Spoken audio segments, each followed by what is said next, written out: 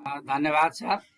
यस कार्यक्रमका अध्यक्ष श्री कृष्ण आचार्यज्यू, प्रमुख अतिथि प्रविधि मैत्री शिक्षक समाजका परिकल्पनाकार आदरणीय व्यक्तित्व भूपति बसालज्यू, हाम्रो निमन्त्रणालाई स्वीकार गरेर पाल्नुभएका हाम्रा विशिष्ट अतिथिद्वय आदरणीय भेषराज मैनाली सर, त्यस्तै गरेर म्याथ काउन्सिलका महासचिव जसले सिङ्गो नेपालमा म्याथमेटिक्सको एउटा आन्दोलन नै थाल्नु भएको छ, आदरणीय व्यक्तित्व रमेश अवस्थीज्यू, त्यस्तै गरेर प्रविधि मैत्री शिक्षक समाजका वरिष्ठ उपाध्यक्षज्यू, महासचिवज्यू, त्यस्तै गरेर केन्द्रीय पदाधिकारीज्यूहरू, प्राविधिक समिति सदस्यज्यूहरू, त्यस्तै गरेर म्याथमेटिक्स हाम्रो लर्निङ ग्रुप छ, त्यो म्याथमेटिक्स लर्निङ ग्रुपका हामी 60जना सम्पूर्ण साथीहरू, त्यस्तै गरेर आजका सहजकर्ताज्यूहरू, त्यस्तै यहाँ देशैभरिबाट उपस्थित हुनुभएका सम्पूर्ण गणित प्रिय सम्पूर्ण महानुभावहरूमा हार्दिक रात्रिकालीन नमस्कार भन्न चाहन्छु। आदरणीय उपस्थित महानुभावहरू, वास्तवमा हामीले यो म अलिकति थोरै हाम्रो ब्याकग्राउन्ड यहाँ अतिथिज्यूहरू मार्फत म प्रस्तुत गर्न चाहन्छु। म्याथमेटिक्स लर्निङ ग्रुप हाम्रो प्रविधि मैत्री शिक्षक समाजको एउटा विषय समिति अन्तर्गत सञ्चालित छ। यसमा हामी लगभग 60जना नियमित 130 दिनसम्म हामी तालिम लिएका थियौँ, आफू नि सिक्ने सिकाउने, र हामीहरूले तालिम लिने क्रममा विभिन्न ठाउँमा चाहिँ गएर हामीहरूले पैसा उठाएर विभिन्न ठाउँमा गएर हामीहरूले तालिम लियौँ र लिएको तालिमले अब हामीहरूले आफूले राख्नु हुँदैन, यो ज्ञान बाँड्नुपर्छ भन्ने सन्देश लिएर हामीहरूले चाहिँ विभिन्न साथीहरूलाई सरसल्लाह गरेर 30 दिनको ट्रेनिङ प्याकेज जियोजेब्राको निर्माण गऱ्यौँ र आज त्यो 30 दिनको प्याकेजमा 18औं दिनमा चलिराखेको छ र यसमा चाहिँ हामीहरूले सम्पूर्ण व्यक्तित्वहरू जसले हामीलाई जियोजेब्राको कखरा सिकाउनु भएको थियो, आदरणीय व्यक्तित्व भेषराज मैनाली सर, उहाँलाई पनि हामीहरूले एकपल्ट हाम्रो यो कार्यक्रममा ल्याएर अहिले नयाँ टेक्नोलोजी कसरी अगाडि बढिरहेछ, उहाँ चाहिँ हाम्रो अमेरिकामा प्राध्यापन गरिरहनु भएको कारणले गर्दा उहाँको टेक्नोलोजी र हाम्रो नेपालको टेक्नोलोजीमा के फरक छ, हामी कसरी यसलाई थप मजबुत र यो जियोजेब्रालाई कसरी व्यवस्थित बनाउन सक्दैछौँ। अहिले विशेष गरेर जियोजेब्रालाई क्यालकुलेटरको रूपमा लान थालिएको हामीले बुझेका छौँ र त्यसलाई हामीले अलिकति यो कार्यक्रममा थोरै भए पनि एप्लेटको माध्यमबाट विद्यार्थी केन्द्रित विद्यार्थीलाई चाहिँ एक्टिभेट गर्ने गरेको हामीहरूले निर्माण गर्न खोजिरहेका छौँ। यसलाई अझ थप व्यवस्थित कसरी बनाउन सकिन्छ भनेर चाहिँ सरले हामीलाई सहजीकरण गर्नुहुनेछ भन्ने हामीले आशा लिएका छौँ। त्यस्तै गरेर हाम्रो आदरणीय व्यक्तित्व रमेश प्रसाद अवस्थीज्यू हुनुहुन्छ हामी सामु। उहाँले चाहिँ हामीले अहिले जुन कक्षा कोठामा पढाइराखेका छौँ, सङ्कुचित पाठ्यक्रमको कुरा आइराखेको छ, त्यो पाठ्यक्रमको कसरी गर्ने हो, त्यसलाई हामीले कसरी पढाउनु पर्ने हो, त्यो नै हामीलाई समस्या भइराखेको छ। किनभने यो पाठ्यक्रमका लेखक हामीले कक्षा 9-10मा पढाउने पाठ्य पुस्तकका लेखक, पाठ्यक्रम डिजाइनकर्ता पनि हुनुहुन्छ आदरणीय व्यक्तित्व रमेश सर, जसले यो पाठ्यक्रम यो हामीहरूले पढाउने गणितको कुना कुना पेज उहाँलाई थाहा छ, उहाँ आफ्नैले लेख्नु भएको हो। त्यस कारणले गर्दा आगामी दिनमा हामीले कसो गरेर चाहिँ शिक्षण सिकाइ क्रियाकलाप गऱ्यौँ भने विद्यार्थीहरूलाई पनि सहज हुन्छ र यो पेन्डामिक अवस्थामा राम्रोसँग शिक्षण गर्न सकिन्छ भनेर आदरणीय व्यक्तित्व रमेश सरले हामीहरूलाई चाहिँ थप सन्देशमूलक जानकारी दिनुहुनेछ भन्ने हामीहरूले आशा गरेका छौँ र सरलाई हामीहरूले हार्दिक आमन्त्रण गरेका हौँ। हामी अहिले गणित शिक्षकहरू रणभुल्लमा परेका छौँ, हाम्रो गणितलाई खोसिएको छ, हामीले हाम्रो गणितलाई राम्रो गणित गणित बनाउन खोजिरहेका छौँ, तथापि हाम्रो गणितलाई अहिले चुडेर लगिएको छ, विद्यार्थीलाई गणितविहीन बनाउन खोजिएको छ र यसलाई यो आन्दोलनमा हामी पनि लागिराखेका छौँ। अब त्यस कारणले गर्दाखेरि यसलाई अझै सशक्त र राम्रो बनाउनको लागि के गर्नुपर्छ, यहाँ उपस्थित आदरणीय व्यक्तित्वहरूले हामीलाई सुझाव र सल्लाह पनि दिनुहुनेछ भन्दै र यहाँ उपस्थित हुनुभएका हाम्रो प्रमुख अतिथिज्यूहरू विशिष्ट अतिथिज्यूहरू सम्पूर्णमा हार्दिक स्वागत गर्दै म आफ्नो भनाइ अन्त्य गर्छु। जय प्रविधि मैत्री शिक्षक समाज, जय गणित। धन्यवाद सर।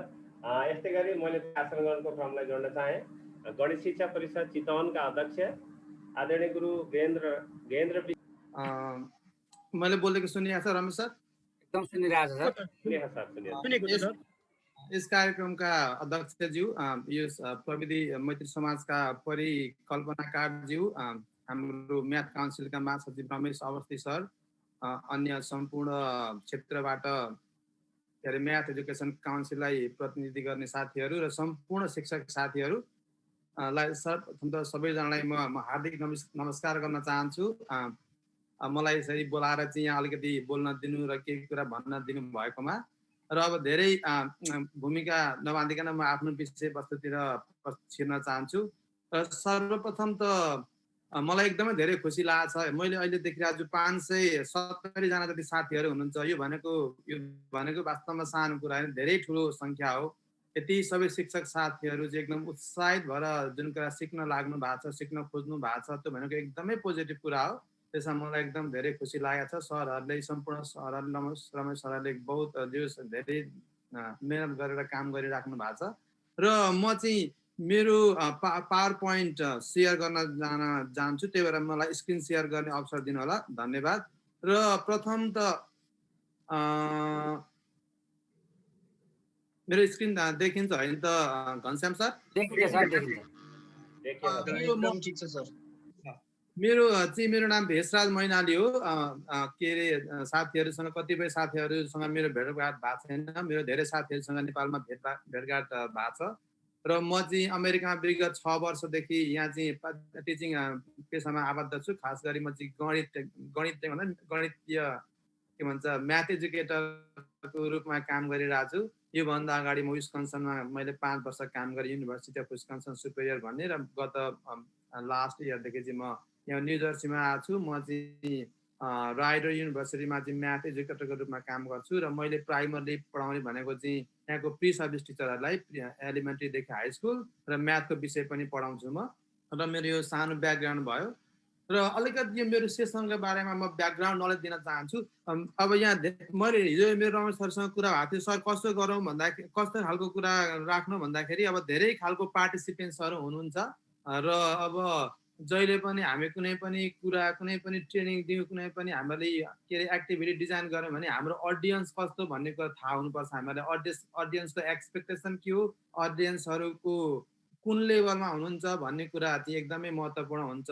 त्यही भएर मैले चाहिँ जियोजेब्राको स्पेसिफिक कुरा कसैलाई फोकस गरेर गर्नुभन्दा पनि मलाई इन जनरल, यसको अलिकति इन जनरल कसरी इन्टिग्रेट गर्ने भन्नेतिर चाहिँ मैले जोड गरेको छु। र यसै सन्दर्भमा मलाई चाहिँ के उपयुक्त लाग्यो भन्दाखेरि अलिकति ब्याकग्राउन्ड नलेज पनि दिनु पर्यो। जियोजेब्रा वास्तवमा कसरी हामीले सुरु गऱ्यौँ भन्ने कुरा, त्यसको बारेमा अलिकति भन्छु। र जियोजेब्रा वास्तवमा किन इम्पोर्टेन्ट छ भन्ने कुरा चाहिँ एउटा थ्योरीसँग जोडेर म भन्न चाहन्छु। र यहाँ मैले भनेको छु फोकस एन्ड इन्टिग्रेसन। जियोजेब्रा भित्र गएर छिरेर जियोजेब्राका विभिन्न टुल्सहरू चलाउनु भन्दा पनि जियोजेब्रालाई कसरी इन्टिग्रेसन गर्न सकिन्छ भन्ने कुरामा फोकस गर्न चाहन्छु। अघि प्रसङ्गवश कुरा पनि आयो, जियोजेब्रा सुरु गरियो, एकदम राम्रो भएको छ, तर अब यसलाई कसरी प्रभावकारी रूपमा इन्टिग्रेट गर्ने भन्ने कुरा अर्को महत्त्वपूर्ण पाटो हो जस्तो लाग्छ मलाई। त्यही भएर त्यो भित्री रूपमा जानुभन्दा पनि जियोजेब्रालाई कसरी इन्टिग्रेट भन्ने कुरामा फोकस गर्छौँ हामी। र अन्तिममा चाहिँ म चाहिँ क्वेसन एन्सर लिन्छु। सरहरूले च्याट बक्समा लेखिदिनु होला र यो सेसनलाई म समराइज गर्छु। र फेरि एकपल्ट दोहोऱ्याउँछु, म कसरी अलिकति जियोजेब्राको हिस्ट्री र जियोजेब्राको इम्पोर्टेन्स एउटा लर्निङ थ्योरीको आधारमा र जियोजेब्रालाई चाहिँ हामी कसरी इन्टिग्रेट गर्ने भन्दा हामी चाहिँ एक्जाम्पलहरू हेर्छौँ। र रमेश सर केही क्वेसन छ भने म अन्तिममा लिन्छु है त ल। रमेश सर हेरिदिनु होला है, म अन्तिममा थ्याङ्क यू सर। यो के अरे यो अलिकति ब्याकग्राउन्ड नलेज दिन चाहन्छु म। जियोजेब्रामा आधारित भएर संसारभरि धेरै रिसर्चहरू गरिएका छन्, यो सबै सरलाई थाहा छँदैछ। र जियोजेब्रा चाहिँ एकदम पोटेन्सियल, यसको चाहिँ पोटेन्सियल रोल र कन्ट्रिब्युसन एकदम राम्रो हुन्छ भन्ने कुरा देखिएको छ। र यसै सिलसिलामा के भयो भन्दाखेरि 2011 सालतिर अघि हाम्रो स्थित सरले पनि कुरा गर्नुभयो, उहाँ त्यतिखेर पोखरामा हुनुहुन्थ्यो ट्रेनिङ गर्दाखेरि। हामीले म्याथ काउन्सिल मार्फत काठमाडौँ, पोखरा, वीरगञ्ज र इटहरीमा हामीले 4वटा ट्रेनिङ चलाएको थिएँ। मैले म गएर 4वटा ट्रेनिङ चलाएको थिएँ। र त्यो ट्रेनिङ पछि चाहिँ सरस्वती कस्तो देखियो भन्दाखेरि हाम्रो साथीहरू जुन ट्रेनिङमा हुनुहुन्थ्यो उहाँहरू एकदमै एक्साइटेड भएको देखियो। र त्यो एक्साइटमेन्ट प्लस अनि जियोजेब्राको सबभन्दा मेन फाइदा भनेको फ्री सफ्टवेयर। हाम्रो जस्तो देशमा कुनै पनि के अरे रिसोर्सहरू निःशुल्क पाउनु भनेको एकदम ठुलो कुरा हो। त्यही भएर त्यो फ्री सफ्टवेयर भएर हामीले म्याथ काउन्सिलमा छलफल गरेर रमेश सर लगायत हाम्रो मतदान सर सबैजना छलफल गरेर हामीले 2011 सालमा जियोजेब्रा इन्स्टिच्युट अफ काठमाडौँ भनेर स्थापना गऱ्यौँ र संसारभरि धेरै जियोजेब्राका संस्थाहरू छन्। ती सबै संस्थाहरू चाहिँ जियोजेब्रा इन्टरनेसनलका चाहिँ मेम्बर्सहरू हुन्छन् र त्यही प्रसङ्गमा चाहिँ त्यति गरेपछि मैले यो सरलाई थाहा छ होला, त्यस बेला चाहिँ मैले जियोजेब्रालाई चाहिँ मैले नेपालीमा ट्रान्सलेट गरेको थिएँ। अलिकति म यो अर्कोतिर म देखाइहाल्छु सर, यदि थाहा छैन भने। यो मेरो जियोजेब्राको फेरि म सेयर गर्छु स्क्रिन। यो ट्रान्सलेट गर्यो, सरहरूलाई थाहा छ पक्कै पनि छैन भने यदि यो अप्सनमा जानुभयो भने सर मेरो स्क्रिन देखिन्छ रमेश सर? देखिएछ सर, देखिएछ राम्रोसँग। अनि त्यहाँ त्यसपछि यो ल्याङ्ग्वेज भन्ने छ, यहाँनेरि इङ्ग्लिस नेपाली डिफ्रेन्ट अप्सन आउँछ। यहाँ नेप्लिज जानु भने यो हाम्रो सफ्टवेयर चाहिँ नेपालीमा पनि हामीले ट्रान्सलेट गरेका छौँ। उस बेला मैले ट्रान्सलेट गरेका थिएँ। अझै पनि अब कतिपय कुराहरू अपडेट भएको छ नि, सरहरूले देख्नुहुन्छ होला। बीजगणितीय दृश्य भनेको अल्जेब्रिक विन्डो होइन, अनि फाइल सम्पादन अप्सन विकल्प। मैले भन्न खोजेँ त्यतिखेर हामी एकदमै एक्साइटेड भएर चाहिँ जियोजेब्रा नेपालीमा पनि ट्रान्सलेट गरिरहेको छ। जस्तो म लाइन ड्र, यहाँ कुनै लाइन ड्र गर्ने, सपोज यहाँ सर देख्नु नयाँ बिन्दु। अब मैले कतिपय कुरा गल्तीहरू पनि भएको छन् अब नेपाली इङ्ग्लिसमा नेपालीमा ट्रान्सलेट गर्दाखेरि होइन। तर जे होस् कम्तीमा यो जियोजेब्रा क्लासिक 3 भएको बेला ट्रान्सलेट गरेको हो। क्लासिक 3 भन्दा पछि आएको कुराहरू जस्तो एक्सट्रिम पोइन्ट रुट्स देख्नुहुन्छ सरले, यो चाहिँ ट्रान्सलेट गरिएको छैन किनभने त्यस बेला यो आइकन्सहरू आएको थिएन। एनिवे मैले भन्न खोजे चाहिँ हामीहरूले चाहिँ यो जियोजेब्रालाई चाहिँ यदि नेपालीमा पढाउने हो भने, नेपालीमै चाहिने हो भने पनि हामीसँग नेपाली अप्सन छ र नेपालीमा हामी यसलाई चाहिँ ट्रान्सलेट गर्न सक्छौँ, के अरे उ गर्न सक्छौँ। म यसलाई चाहिँ ट्रान्सलेट गरिहाल्छु। फेरि म मेरो स्क्रिन स्टप गरेँ र मेरो पावर पोइन्टमा जान्छु।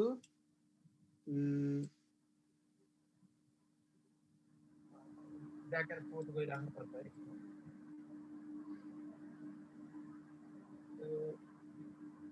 मेरो पावर पोइन्टमा जान्छु फेरि म अलिकति।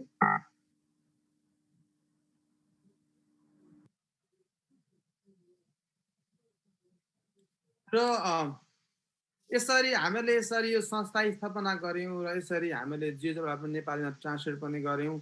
र त्यसै गरेर मैले चाहिँ 2006मा चाहिँ मैले मास्टर डिग्री गरेको थिएँ एम्स्टर्डमबाट र मेरो थेसिस त्यस बेला चाहिँ जियोजेब्रामा थियो। र मैले नेपालमा आएर जियोजेब्रामा चाहिँ डेटा कलेक्सन गरेर 2007मा मैले चाहिँ थेसिस लेखेको थिएँ।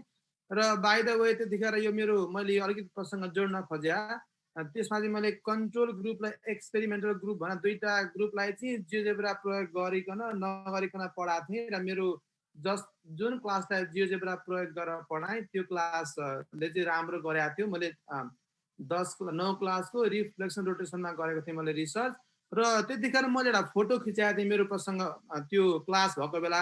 र सरहरूले यो देख्नुहुन्छ होला, यो एउटा बुक निक्लेको छ अमेरिकाबाट। यसको नाम चाहिँ मोडल सेन्टर लर्निङ भनेर pathway to mathematical understanding using GeoGebra भन्ने यो बुक निक्लियो 2014मा निक्ल्यो। यो बुकमा चाहिँ संसारभरिबाट जसले जियोजेब्रामा काम गर्नुभएको छ उहाँले लेख्नु भएको छ आर्टिकल।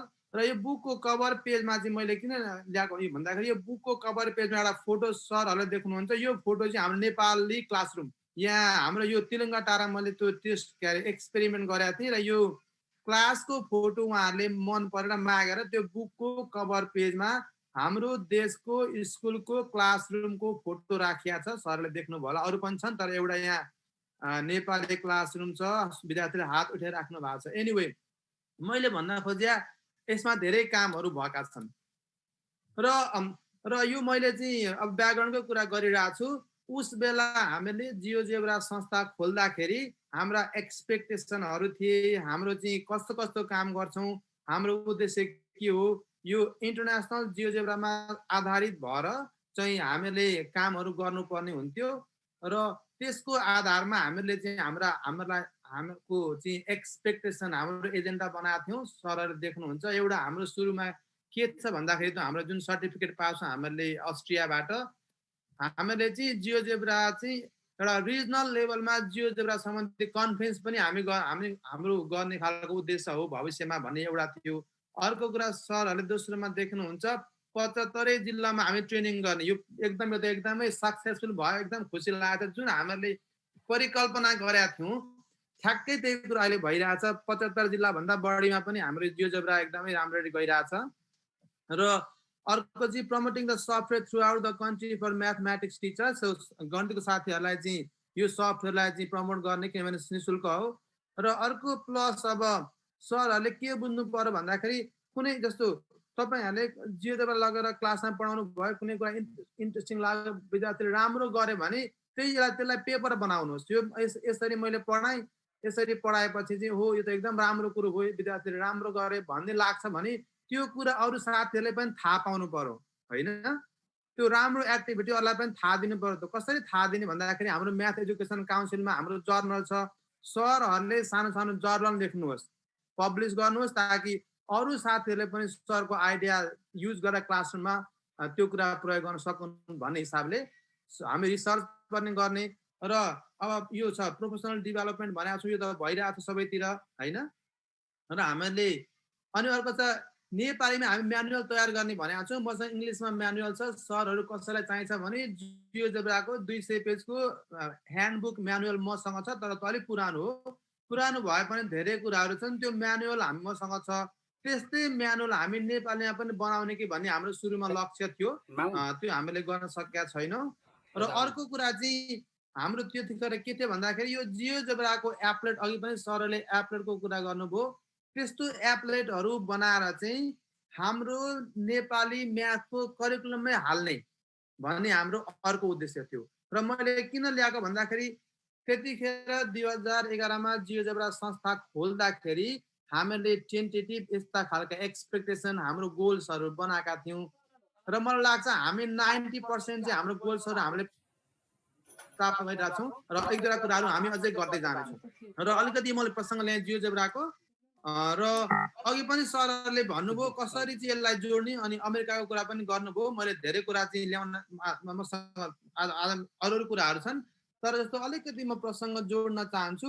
अमेरिकामा चाहिँ के छ भन्दाखेरि अहिले प्रायः जस्तो जम्मै बुकहरू अनलाइन हुन्छन् होइन। विद्यार्थीले पनि अनलाइनमै बुक पढ्ने, पब्लिसरले पनि अनलाइनै एक्सेस दिन्छ, र धेरै अफलाइन पनि बुकहरू हुन्छन् हार्ड कपी। तर धेरै बुकहरूमा चाहिँ के गरिएको छ भन्दाखेरि कुनै एउटा जस्तो भनौँ न कुनै एउटा म्याथको थियोरम छ, त्यो थियोरम चाहिँ बुकमा छ, हामीले जस्तो पनि हामीले पढे जस्तै अब के अरे कुनै थियोरम त्यसको जियोजेब्राको एक्टिभिटी सँगसँगै टेक्स्ट बुकमा एट्याच गरिदिएको छ। हेर्नुहोस् है, त्यसरी जियोजेब्रालाई क्लासमा चाहिँ टेक्स्ट बुकमा ल्याएर इन्टिग्रेट गरिदिएको छ। कुनै अर्को कुरा अल्जेब्रिक जस्तो अब क्वाड्रेटिक इक्वेसन छ, त्यसलाई कसरी एबिसी कसरी चेन्ज हुन्छ भन्ने कुरा चाहिँ गर्नुभन्दा गरेको हुन्छ। प्लस अनि जियोजेब्राको सफ्टवेयर ल्याएर त्यो एपले ल्याएर ट्याक्क त्यो बुकसँगै जोड्दै हुन्छ। मैले भन्न खोजेको चाहिँ जियोजेब्रा होल करिकुलमसँग उनीहरूले इन्टिग्रेट गर्न खोजिरहेछन्। अर्को पनि सफ्टवेयर डेस्कमा छ, दुइटै मिलाएर उनीहरूले इन्टिग्रेट गर्न खोजिरहेछन्। त्यसरी नै हामी पनि वास्तवमा हामीले पनि त्यो हामी धेरै अगाडि बढिसकेका छौँ। त्यस्तो कुराहरू हाम्रो के अरे हाम्रो करिकुलममा पनि हामी त्यसलाई राख्न सक्छौँ जस्तो लाग्छ हामी भविष्यमा। म अलिकति प्रसङ्ग जोडिहालेँ यहाँनिर। र अब अर्को अब म यसको जियोजेब्राको ब्याकग्राउन्डको मैले यसको बारेमा भने सरसर्ती है। यसरी यसको यो के अरे पास्ट फ्युचर के अरे प्रेजेन्ट अब फ्युचर त हामी गइरहेछौँ। र एनिवे र त्यो जियोजेब्राको सानो हिस्टोरिकल ब्याकग्राउन्डलाई टुङ्ग्याउँछु म। र अब म आफ्नो कन्टेन्टतिर प्रवेश गर्न चाहन्छु। सरहरूले देख्नुभयो होला जियोजेब्रा लर्निङ थ्योरी। अब हामीले एउटा के कुरा बुझ्नु पर्यो भन्दाखेरि जहिले पनि कसरी पढाउने, गणित कसरी पढाउने भन्ने प्रसङ्गमा चाहिँ मलाई कस्तो लाग्छ, मलाई यो कुरा मनपर्छ, त्यो कुरा मनपर्छ भन्ने कुराले पढाइलाई गाइड गर्नु हुँदैन। हाम्रो जुन इन्स्ट्रक्सनल स्ट्राटेजी छ त्यसलाई गाइड गर्ने कसले हो? रिसर्चले। मलाई एक खालको ल मैले यसरी पुरा घोकाएर पढाएँ विद्यार्थी जान्ने भयो भन्ने मेरो एउटा बिलिफ हुनसक्छ, तर बिलिफले चाहिँ टिचिङलाई गाइड गर्नु हुँदैन। त्यो ठिक ट्रेन्ड होइन। रिसर्चले के भन्छ, संसारभरि रिसर्च गरेका छन्, रिसर्चले के भन्छ? रिसर्च भनेको त रियल डेटा हो। डेटाले के भन्छ, त्यो डेटाले चाहिँ हाम्रो इन्स्ट्रक्सनल स्ट्राटेजी जुन पढाउने तौर तरिका छ त्यसलाई गाइड गर्नुपर्छ। अर्को कुरा संसारमा धेरै खालका थ्योरी आएका छन्, कसरी पढाउने कुन तरिकाले पढाउन ठिक हुन्छ भन्ने थ्योरी आएका छन् र थ्योरीले हाम्रो के अरे यो टिचिङलाई गाइड गर्नुपर्छ। मलाई कस्तो लाग्छ भन्दा पनि डेटाले के भन्छ थ्योरीले के भन्छ त्यो कुरा हामीले चाहिँ मध्यनजर गर्नुपर्ने हुन्छ। र यही प्रसङ्गमा मलाई चाहिँ म के भन्छु, यो यहाँ सरहरूले देख्नुहुन्छ होला, Bruner 3 modes of representation. Jeremy Bruner भनेको 1960 को हार्वर्डको एकदम भयङ्कर प्रसिद्ध साइकोलोजिस्ट प्लस स्कलर हुन्, गणितज्ञ पनि हुन्। र उनले चाहिँ एउटा थ्योरी डेभलप गरे 1960 मा। उनले चाहिँ के भन्छन् भन्दाखेरि म्याथ पढाउन सिक्न चाहिँ जम्मा 3 मोड्स अफ रिप्रेजेन्टेसन भन्छन्। Math को one of the best way to teach math by 3 steps. पहिलो steps inactive. Inactive भनेको by involving with the hands-on activities भनेको पहिलो step math सिकाउने step पहिलो भनेको inactive, learning by doing. विद्यार्थीले कुनै न कुनै तरिकाले उनीहरूले गर्न पाउनु पर्यो। हामी त्यसलाई कन्स्ट्रक्टिभिजम पनि भन्छौँ हैन, थ्योरीहरु सरलाई थाहा छ पक्कै पनि। कन्स्ट्रक्टिभिजममा चाहिँ हामी पढाउँछौँ तर हाम्रो रोल चाहिँ भरसक फ्यासिलिटेट गर्ने है, हामीले उनीहरूलाई चान्स पनि दिनुपर्छ आफ्नो आइडियाहरू एक्सप्लोर गर्न भन्छ। र इनएक्टिभ भनेको लर्निङ बाइ डुइङ, र त्यो पहिलो फेज पार गरेपछि अर्को आइकनिक भन्छ। लर्निङ बाइ डुइङ गरेपछि अर्को आइकनिकमा चाहिँ अब एकदम एक्चुअल अब्जर्भ भन्दा ड्रइङ गर्ने रिप्रेजेन्टेसन गर्ने होइन, पिक्चर बनाउने, त्यस्तो भनेको दोस्रो स्टेप। पहिलो स्टेप इनएक्टिभ भनेको हातहरूले होइन इन्गेज हुने डाइरेक्टली, त्यसपछि आइकनिक, अनि त्यो कङ्क्रिट कुराहरू चाहिँदैन, के अरे कुनै वस्तु चिजहरू चाहिएन, तर त्यसलाई हामी पिक्चरमा ल्याएर चाहिँ ड्र गर्छौँ अनि सिक्छौँ। लास्टमा गएर त्यसलाई हामी के भन्छ सिम्बोलिक। त्यति गरेपछि इनएक्टिभ फेज पार गर्छ विद्यार्थीले, अनि आइकनिक फेज पार गर्छ विद्यार्थीले, अनि सिम्बोलिक। त्यो दुईटा फेजमा उसले प्रशस्त रूपमा चाहिँ म्याथमेटिकल आइडिया एक्सप्लोर गर्ने चान्स पाएपछि अनि उसले symbolic knowledge, abstract math knowledge develop गर्छ भन्छ यो ब्रुनर्सको थ्योरीले 1960 मा। र मैले यो थ्योरी किन यहाँ जोड्न खोजेको भन्दाखेरि यो थ्योरी चाहिँ how this theory can be justified in conjunction with the GeoGebra, कसरी जियोजेब्रा त्यो थ्योरी जस्टिफाई गर्छ भन्दा मैले थ्योरी ल्याएको हो, तर मैले जोड्न खोजेको जियोजेब्रासँग। र यसरी चाहिँ 3टा फेजबाट पढायो भने विद्यार्थीले जान्दछन्, बुझ्दछन्, उनीहरूले घोक्ने मात्र होइन उनीहरूले कन्सेप्ट पनि पाउँछन् भनेर जेरेमी ब्रुनरले 1960 मा थ्योरी प्रतिपादन गरेका हुन्। र अहिले पनि this is the one of the best theory ever around the world. र यसपछि म नेक्स्ट स्लाइडमा गएँ। अब कसरी GeoGebra is so important in that enhance that theory भन्ने प्रसङ्गमा यो जियोजेब्रा बनाउने मान्छे भनेको मार्कस अस्ट्रियाको स्कलर हुन्। ऊ चाहिँ कम्प्युटर साइन्स ब्याकग्राउन्ड भएको, सरले देख्नुहुन्छ यहाँ मार्कस भनेर मैले लेखेको छु यहाँनिर। कम्प्युटर साइन्सको ब्याकग्राउन्ड भएको मान्छे हुन् र उनले चाहिँ कम्प्युटर साइन्स भए पनि 2006 मा चाहिँ पिएचडी गरे जियोजेब्रामा। उनले 2004 मा चाहिँ जियोजेब्रा सफ्टवेयर बनाउन सुरु गरे र त्यही सफ्टवेयरमा काम गर्दा गर्दै 2006 मा युनिभर्सिटी अफ अस्ट्रियाबाट त्यही विषयमा पिएचडी गरे मार्कसले। र त्यो बेला पिएचडी गर्दाखेरि उसको एउटा मेन कन्सेप्चुअल फ्रेमवर्क भनिन्छ नि, त्यो चाहिँ उसको त्यो जियोजेब्राकोमा पिएचडी गर्दा 3टा कुरा ल्याएको छ, त्यही थ्योरी ल्याएको छ, ब्रुनरको थ्योरी अघि मैले जुन भने इनएक्टिभ, आइकनिक, सिम्बोलिक। जियोजेब्राले त्यो थ्योरी कसरी चाहिँ जस्टिफाई गर्छ भनेमा चाहिँ जस्तो बच्चाहरूले कम्प्युटर चलाउँछन्, इनएक्टिभ भनेको चाहिँ डाइरेक्ट इन्भल्भमेन्ट हुनु पर्यो, कम्प्युटर चलाउँछन्, पोइन्टहरू कोअर्डिनेटहरू चाहिँ हाल्छन् होइन, अनि त्यहाँबाट इनपुट बार प्रयोग गर्छौँ, हामी स्लाइडर बनाउँछौँ, त्यो सबै भनेको चाहिँ इनएक्टिभ है। बच्चाहरूले विद्यार्थीले चाहिँ डाइरेक्ट इन्भल्भ हुन्छ जियोजेब्रा चलाउँदाखेरि, र त्यो चाहिँ इनएक्टिभ फेजको लर्निङ थ्योरी। त्यसपछि गएर त्यो जस्तो अब लाइन प्लट गर्दाखेरि लाइन हामीले एबिसी भनेर हामीले कम्प्युटरमा हाल्ने त्यो इनएक्टिभ भयो। जब लाइन प्लट गर्छौँ लाइन त देखिन्छ हाम्रो त्यो विन्डोमा, हाम्रो स्क्रिनमा, त्यो चाहिँ के भयो अब आइकनिक भन्छ मार्कसले। त्यो भनेको चाहिँ हाम्रो दोस्रो फेज सिक्ने। आइकनिक भनेको उनीहरूले देखे होइन, त्यो ड्रइङ गरे देखे, त्यो भनेको आइकनिक। र अन्तिममा गएर जुन हाम्रो जियोजेब्रामा साइडमा हाम्रो अल्जेब्रिक विन्डो हुन्छ नि, जस्तो मैले y = mx, जस्तो y = सपोज x + 5 ड्र गरेँ, मैले y = x + 5 इनपुटमा हालेँ, त्यो चाहिँ इनएक्टिभ भयो किनभने I got a chance to involve myself as I do mathematics. र त्यो लाइन प्लट गरेँ अनि फेरि लाइन पनि आयो हाम्रो मेन ज्योमेट्रिक भ्यूमा, त्यो भनेको चाहिँ आइकनिक भन्छन्। र साथसाथै y = x + 5 मैले जुन लाइन प्लट गरेँ साइडमा के हुन्छ अल्जेब्रिक विन्डोमा त्यो लाइनको इक्वेसन देख्छौँ हामी। र त्यो इक्वेसन चाहिँ के भयो अब सिम्बोलिक भयो। इक्वेसन भनेको चाहिँ y = x + 5 एकदम एब्स्ट्र्याक्ट म्याथमेटिकल नलेज भयो। मैले सुरुमा लाइन प्लट गरेँ, मेरो हातहरू युज गरेँ, त्यो चाहिँ इनएक्टिभ भयो।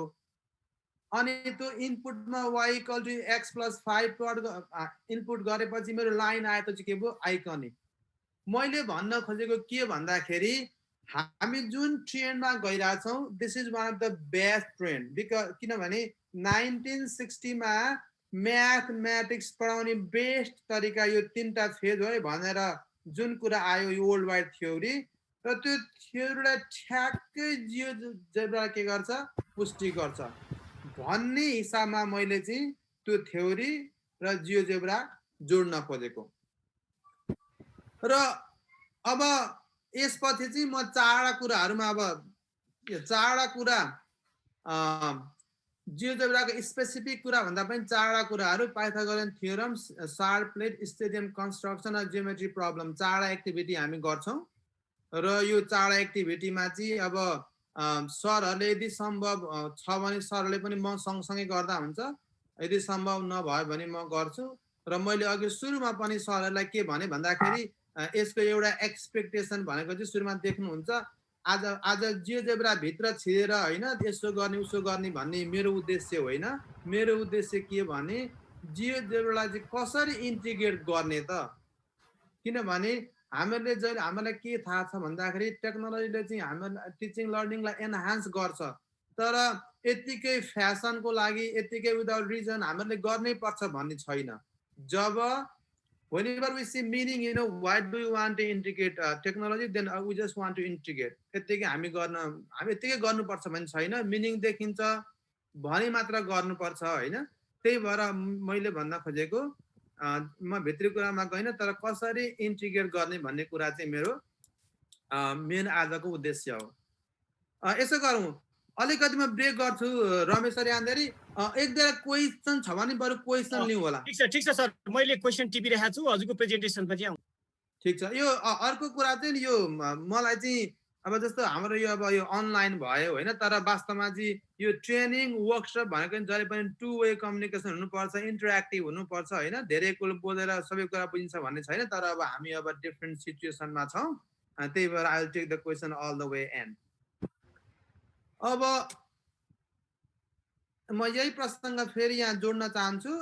जम्मा मैले चारवटा कुरा हामी हेर्छौँ, पाइथागोरियन थ्योरम, अनि त्यहाँबाट शार्प प्लेट, स्टेडियम कन्स्ट्रक्सन र एउटा ज्योमेट्री प्रब्लम। त्यो चारवटा प्रब्लमहरु मसँग छन् र त्यो प्रब्लममा चाहिँ हामी जियोजेब्रा किन इन्टिग्रेट गर्ने, गर्दाखेरि के फाइदा हुन्छ र कसरी गर्ने भन्ने कुरातिर म फोकस हुन चाहन्छु। सो अब यो पाइथागोरियन थ्योरम भनेको त अब यो सबैभन्दा one of the most study subject संसारभरि सबभन्दा धेरै पढेको विषयवस्तु सबैलाई थाहा छ। र तर एउटा समस्या के भन्दाखेरि पाइथागोरियन थ्योरम पढाउँदाखेरि जहिले पनि हामी के गर्छौं, हाम्रो नर्मली चाहिँ अब हामी कन्सेप्टमा चाहिँ फोकस गर्दैनौँ हैन, कम्प्युटेसनमा फोकस गर्छौं। मैले कसरी पढेँ भन्दाखेरि a² + b² = c² भनेर पढेँ मेरो पालामा। धेरै सरले पनि त्यसरी पढ्नु होला। पढेँ, मलाई हिसाब पनि ए र बी थाहा छ भने म सी निकाल्न सक्छु, अथवा कुनै पनि 3टा भेरिएबल्स मध्ये 2टा छ भने म थर्ड निकाल्न सक्छु। मैले बुझेको त्यही हो त्यस बेला।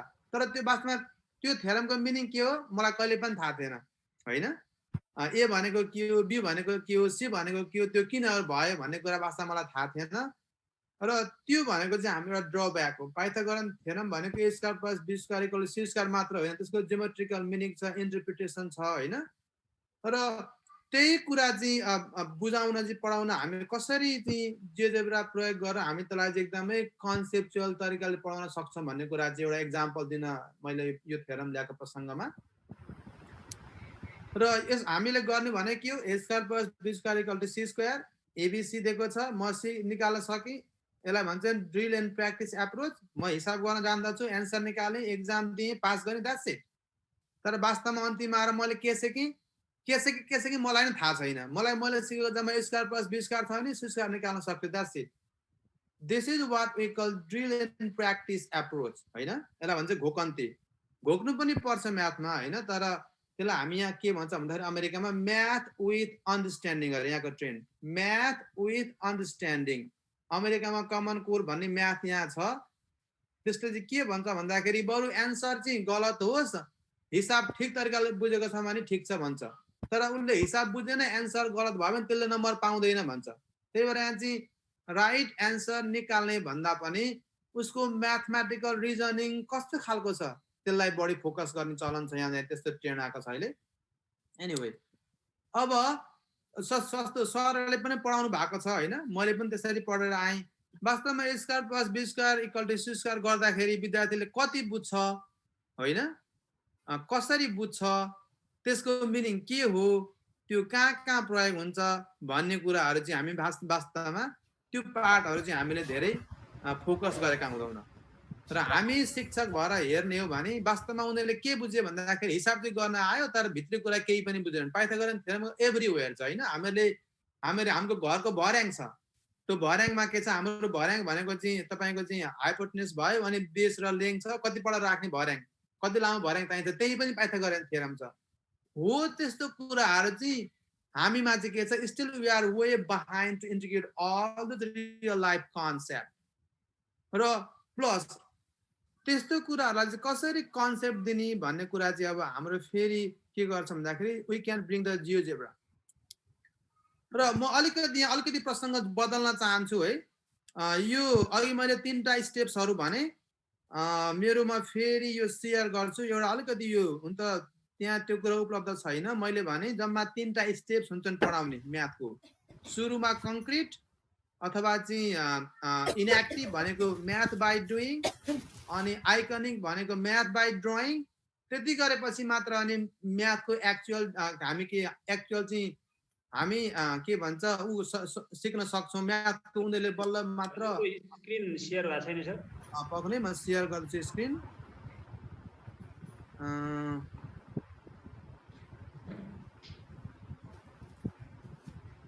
यो एउटा प्रसङ्ग म जोड्न चाहन्छु पाइथागोरन थ्योरमको बारेमा है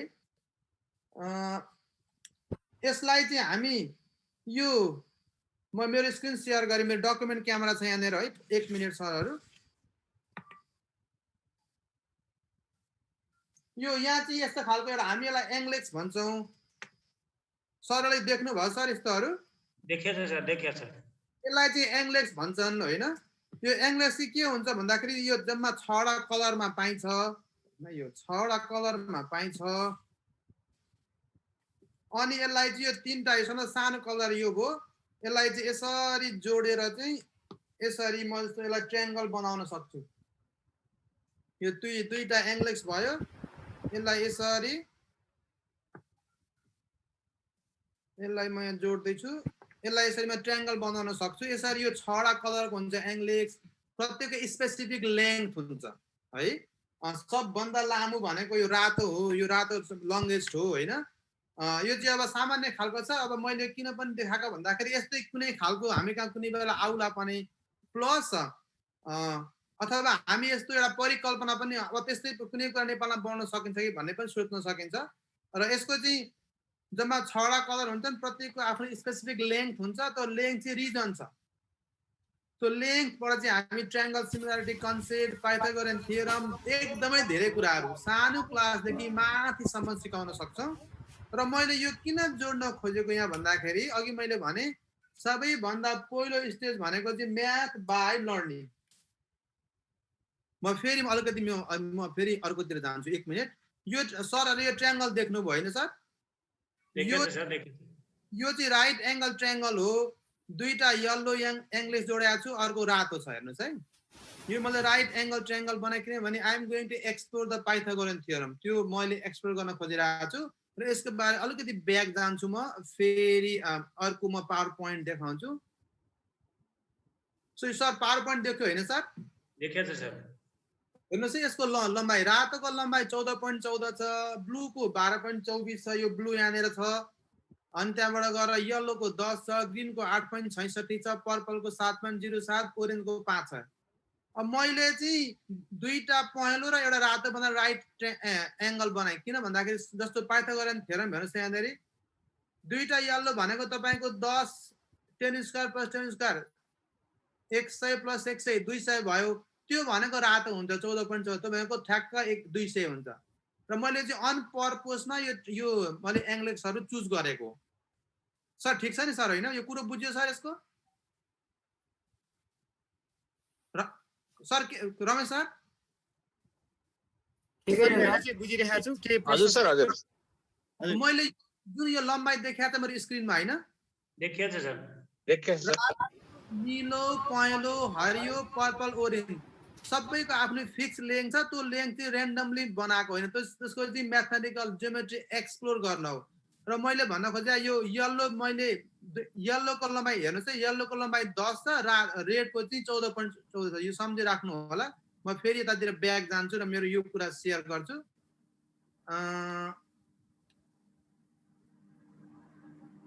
अब यो जस्तो यो अब a square plus b square equal to c square भयो यसको। किनभने अघि मैले भने यसको चाहिँ 10 छ, 100 पहेँलो 10 स्क्वायर प्लस 10 स्क्वायर 100 प्लस 100 200, रातो भनेको 14.14 14.14 टाइम्स 14 196 हुन्छ। 14.14 भनेको ठ्याक्क 200 हुन्छ। र मैले भन्न खोजेको यो मेरो के हो राइट एंगल ट्रायंगल हो। अब हामीहरूले स्कुलमा पढेको के भन्दाखेरि यो दुईटाको एरिया यो दुईटा yellow square plus yellow square बराबर जहिले पनि रेड स्क्वायर भन्यो। तर हामीले के कुरा बुझ्यौं भन्दाखेरि वास्तवमा यो भनेको चाहिँ के हो हाम्रो यो भनेको चाहिँ हाम्रो के हो भन्दाखेरि एरिया हो। हामीले वास्तवमा जब दुईटा डाइमेन्सनको कुरा आउँछ यो भनेको एरिया भन्ने कुरा चाहिँ हामीले खासमा बच्चाहरूलाई बुझाउँदैनौँ। मैले अर्को ट्रायंगल जोडे यहाँनेरि सरले देख्दै हुनुहुन्छ होला। अनि यहाँबाट पनि म अर्को ट्रायंगल अब चाहिँ यहाँनेरि थपिरहेको छु मैले अर्को ट्रायंगल यो भयो र म रातो अर्को दुईटा ट्रायंगल अब रातो ट्रायंगल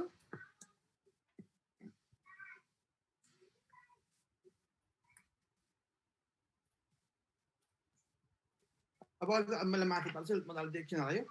अब यो यसमा जस्तो मैले हेर्नुस् है मेरो सुरुको ट्रायंगल चाहिँ मेरो देख्नुहुन्छ होला यो रातोमा मैले येल्लोतिर दुईटा ट्रायंगल थपे, रातोमा पनि अर्को ट्रायंगल थपे। यसको मतलब यो दुईटा येल्लो ट्रायंगलको एरिया जहिले पनि के सँग बराबर हुन्छ भन्दाखेरि रातोसँग हुन्छ सर। सर देखिँदै छ हैन सर? देखिएको छ सर, देखिएको छ। अब यो चाहिँ मैले यो राइट एंगल ट्रायंगलमा मैले तीनटा इक्विलेटरल ट्रायंगल बनाए, दुईटा येलो एउटा रेड। र वास्तवमा यो भनेको चाहिँ यो दुईटाको एरियाको सम भनेको तेस्रो हो भन्न खोजेको। त्यो कुरा हामीले खासमा बुझाउँदैनौँ। म ट्रायंगल बनाए तर अब यदि मैले चाहिँ यसलाई चाहिँ मैले चाहिँ अब 3 साइड छ मैले यदि यसलाई चाहिँ अब यदि स्क्वायर बनाए भने के हुन्छ त भनेर हामी खासमा अब त्यति पर पनि हामी त्यो पनि देखाउन सक्छौँ। मैले अघि अब ट्रायंगल थियो, अब मैले सबै ट्रायंगललाई चाहिँ चेन्ज गरेँ, मैले चेक गरेँ मेरो यो त्यो भेरिफाई हुन्छ हुँदैन भनेर। अनि फेरि मेरो ट्रायंगललाई चाहिँ मैले के गरेँ भन्दाखेरि अब मैले चाहिँ के बनाएँ स्क्वायरमा चेन्ज गरेँ। मैले सबै स्क्वायर बनाएँ, रातो पनि म जोड्छु। अब रातो पनि मैले जोडेँ यहाँनेर। अब हेर्नु है, अब चाहिँ मैले अघि मेरो सुरुमा ट्रायंगल थियो, ट्रायंगललाई भेरिफाई गरेँ। तीनटा साइड भयो भने चाहिँ प्रुफ हुँदो रहेछ है भने। मेरो रेक्टेंगल सुरुको त्यही यो पाइथागोरन ट्रायंगल अलिकति माथि गर्छु मैले। अब अहिले चाहिँ मैले ट्रायंगलको ठाउँमा मैले स्क्वायर बनाएँ। स्क्वायर बनाए राम्रो देखिएन होला। यो दुईटा येलो स्क्वायरको एरिया भनेको रातोको एरिया हुन्छ। मेरो स्क्वायर हुनुपर्छ भन्ने छैन, किन स्क्वायरको एरिया निकाल्ने तरिका र यो अहिले जस्तो मान रम्बस छ त्यसको पनि आखिरी कुरा एउटै एरिया केही हुँदैन हैन। र यदि मैले तीनटाको ठाउँमा चारवटा साइड भएको पोलिगन बनाए भने पनि यो थ्योरम चाहिँ वास्तवमा प्रुभ हुँदो रहेछ यसको र यो दुईटा येल्लोको एरिया बराबर रातोको रहेछ भन्ने कुरा बुझ्यो अब यदि यही मैले अब यहाँ मेरो स्क्वायर छैन यसमा मैले यदि साइडहरू 10 वटा बनाएँ भने चाहिँ के हुन्छ भन्ने कुरा आउन सक्छ है यो 10 साइड बनायो भने बराबरै हुन्छ सर हजुर सर बराबरै हुन्छ हो बराबर हुन्छ जस्तो हामीलाई जस्तो त्यो एकदम धेरै धेरै धन्यवाद सर बराबर हुन्छ तर अब हामीहरूले भन्नु भन्दा पनि हामी के गर्न सक्छौँ अब हामी we can bring the GeoGebra हैन हुन्छ भने हामी एज्युम गर्यौं तर यदि मैले यदि यो ट्रायंगल पोलिगन चाहिँ 100 साइडको बनाएँ भने के हुन्छ भनेर चाहिँ हामीहरूले अब बुझाउनु पर्यो भने हामी के गर्छौं भने हामी जियोजेब्रातिर जान्छौं र म अलिकति यहाँ ल्याइहाल्छु यसको एक्जाम्पल मैले चाहिँ खासमा भन्न खोजेको के भन्दाखेरि त्यो जियोजेब्रा एप्लेट एक ठाउँमा बनाउने कुरा एक ठाउँमा छ हैन तर अब त्यसलाई चाहिँ कसरी चाहिँ मजाले युज गर्ने कसरी इन्टिग्रेट भन्ने कुरा मेरो फोकस हो मेन म यसलाई चाहिँ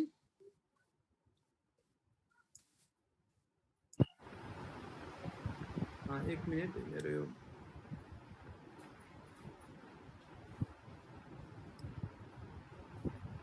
गुणहरुको थ्योरी इनएक्टिभ आइकनिक सिम्बोलिक र त्यो थ्योरीलाई चाहिँ कसरी जियोजेब्राले जस्टिफाई गर्छ अहिलेको जुन सर देखाउनु भयो एप्लेट बच्चाहरूले चाहिँ के गर्छ बच्चाहरूले ल मानु कुनै कुरा टाइप गरे इनपुटमा हाले त्यो चाहिँ के भयो इनएक्टिभ भयो उनीहरूले देखे सरले त्यो चलाउनु भयो त्यो चाहिँ के भयो आइकनिक भयो तर एट द मिन टाइम जब सरले त्यो साइडहरू चेन्ज गर्नुभयो उनीहरूले at the mean time they can see the corresponding change in area पनि चेन्ज भएको देख्थे जब फिगर चेन्ज भयो एरिया पनि चेन्ज भएपछि that's the symbolic that's abstract math they develop in their brain त्यही भन्छ थ्योरीले र ठ्याक्कै थ्योरीले जे भन्छ GeoGebra is doing what the theory र थ्यांक यू सर धेरै धेरै खुसी लाग्यो सर र मैले भन्न खोजेको के भन्दाखेरि अर्को कुरा जस्तो हामीले पाइथागोरियन थ्योरम त्यो जुन छ अघि मैले भने इनएक्टिभ आइकनिक सिम्बोलिक त्यसको अर्को पार्ट भनेको math should be the discovery learning हामीले विद्यार्थीलाई सिधै एन्सर दिने भन्दा पनि यसो गरे चाहिँ कस्तो हुन्छ होला भन्न सोध्ने हो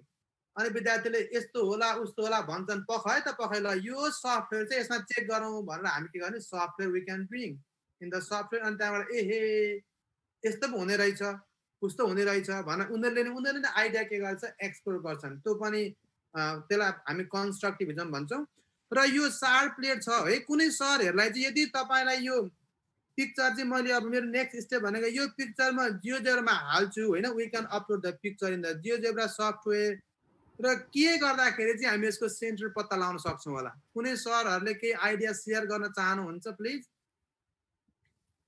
के गर्छ यसको मिड पोइन्ट गरेपछि सेन्टर त्यसरी त आउँदैन होला मिड पोइन्ट गरेर सेन्टर अलि आएन मिड पोइन्ट के को मैले भन्न खोजेको तपाईहरु मेरो क्लासमा हुनुहुन्छ है तपाईहरु मेरो क्लासमा हुनुहुन्छ मैले भने ल जियोजेब्रा प्रयोग गरेर यसको कसरी सेन्टर निकाल्छ भन्ने मेरो क्वेशन हो र मिड पोइन्ट भन्नुभयो सरले मिड पोइन्ट जस्तो कसरी होला सर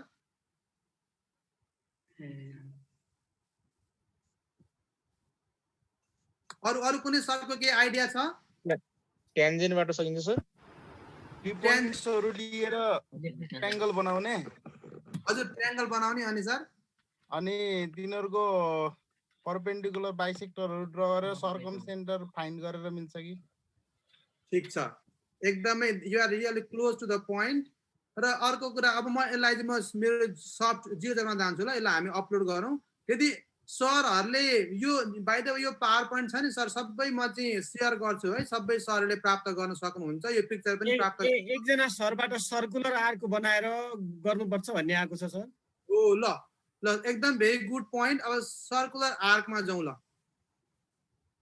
म फेरि मेरो यो शेयर गर्छु टेन्जेन्ट अर्को सरबाट दुईवटा टेन्जेन्ट ड्रा गर्ने भन्ने पनि आएको छ ओ एकदमै दुईटा टेन्जेन्ट ड्रा गर्ने ल हामी अलिकति ट्राई गरौँ हामीसँग टाइम छ नि रमेश सर हैन सर ठिकै छ ल अब we gonna try this one अब हामी यसलाई नै भन्छौँ कन्स्ट्रक्टिभिजम अथवा चाहिँ अघि हाम्रो जुन थ्योरीले भन्यो आइकनिक डिस्कभरी लर्निङ अब मेरो स्क्रिन देखियो रमेश सर देखिया छ सर देखिया छ अब यो पिक्चर चाहिँ मैले मेरो यो डेस्कटपमा राखेको छु है अब यो पिक्चरलाई म अपलोड गर्छु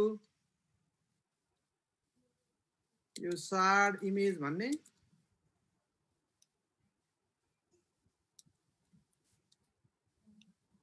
अल फाइल गर्छु म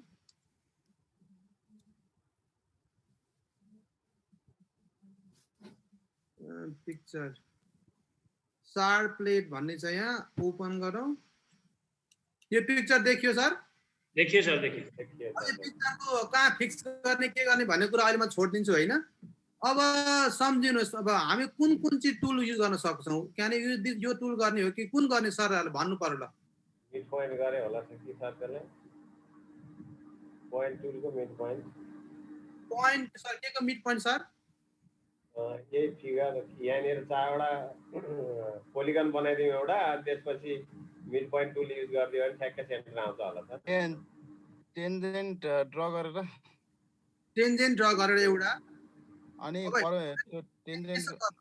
हामीहरूले पढाएको मैले त टेन्जेन्ट ड्र गरेर भनेको टेन्जेन्ट ड्र गरेर ल ठिक छ हामीहरूले पढाएको थ्योरी हेर्नुहोस् है यो एउटा सेगमेन्ट मैले यो सर्कमफ्रेन्समा एउटा मैले सेक्टर बनाएँ यहाँनिर हो टेन्टेटिभली फेरि अर्को सेक्टर बनाएँ यहाँनिर दुईटा सेक्टर देखियो नि सर होइन ठिक छ सर अब हामीहरूले पढेको यदि कुनै पनि सर्कलमा सेक्टरको परपेन्डिकुलर बाइसेक्टरहरू के हुन्छ सर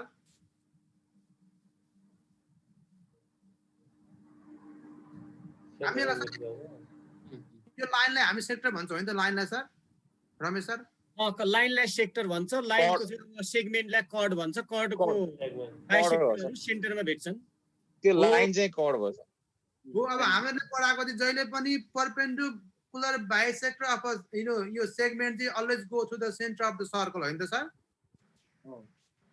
भनेपछि अब म के गर्ने यहाँ परपेन्डिकुलर लाइन खिच्छु यो एउटा भयो यसको लाइन र यहाँ एउटा र प्लस परपेन्डिकुलर बाइसेक्टर होइन सर र यसको भयो अब यो दुईटाको perpendicular bisector always goes through the centre of the circle अब देखिँदैन यसलाई म सानो पार्छु मेरो 4 सकिन आएछ ल्यापटपको मैले जोडिहाल्छु अब यदि मैले यसलाई चाहिँ सानो पारेँ भने हेर्नुहोस् है देखिँदैछ नि होइन अहिले देखिया छ सर देखिया छ अब दुईटा पोइन्टको पोइन्ट अफ इन्टरसेक्सन भनेपछि यति ठुलो यो मेरो सेन्टर भएन I can find my centre हेर्नुहोस् है मैले सेन्टर पत्ता लगाएँ एउटा तरिका यो हो यो किन मैले जोड्न खोजेको भन्दाखेरि हामी पढाउँछौँ जियोमेट्रीका थ्योरम जहिले पनि always perpendicular bisector of the के अरे segment in the circle go through the centre of the circle भन्छौँ थ्योरी पढाउँछौँ तर हामीले चाहिँ अब त्यसलाई चाहिँ यसले के गर्छ अब कन्सेप्ट डिपर कन्सेप्ट दिन्छ एउटा तरिका यो हो अनि सरहरूले अरू यो मेरो सेन्टर भयो होइन यो मेरो रेडियस भयो अब कति ठुलो छ भन्दा मैले खिच्नु पर्यो भने यहाँ जान्छु यो पोइन्टबाट this is how big is this one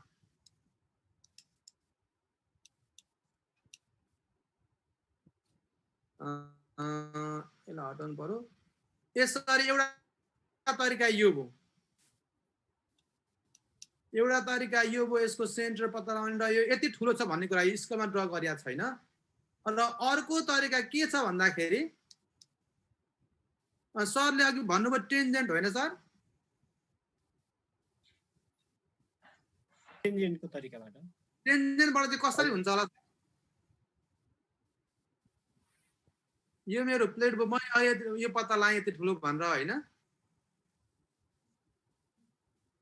टेन्जेन्टबाट पनि हुन सक्छ होला होइन अर्को तरिका चाहिँ के छ भन्दाखेरि यदि मैले यसको के भन्छ सर्कमफ्रेन्समा जस्तो टेन्जेन्टबाट सर त्यो पोइन्ट अफ कन्ट्याक्टसँग परपेन्डिकुलरली खिच्दा दुईटा परपेन्डिकुलर लाइनहरु इन्टरसेक्ट भएको पोइन्ट सेन्टर हुन सक्छ कि टेन्जेन्ट चाहिँ कहाँनिर सर टेन्जेन्ट कहाँनिर खिच्ने दियो सर्कमफ्रेन्समा हजुर पोइन्ट अफ कन्ट्याक्ट त्यहाँबाट बन्यो भने जस्तो अब टेन्जेन्ट खिच्नलाई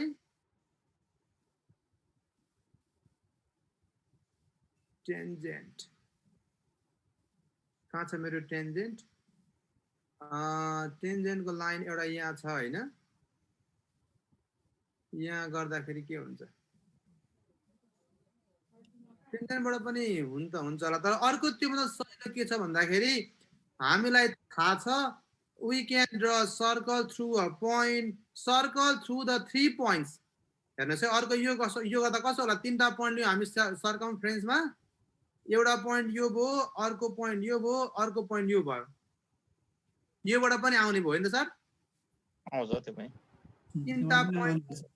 तीनटा पोइन्टले सर्कमफ्रेन्समा र तीनटा पोइन्ट मैले यो सर्कल थ्रु 3 पोइन्ट चुज गर्ने बित्तिकै यो एउटा पोइन्ट यहाँ नै अर्को पोइन्ट यहाँ नै अर्को यहाँ लिएपछि मेरो सर्कल आयो फेरि यहाँ अर्को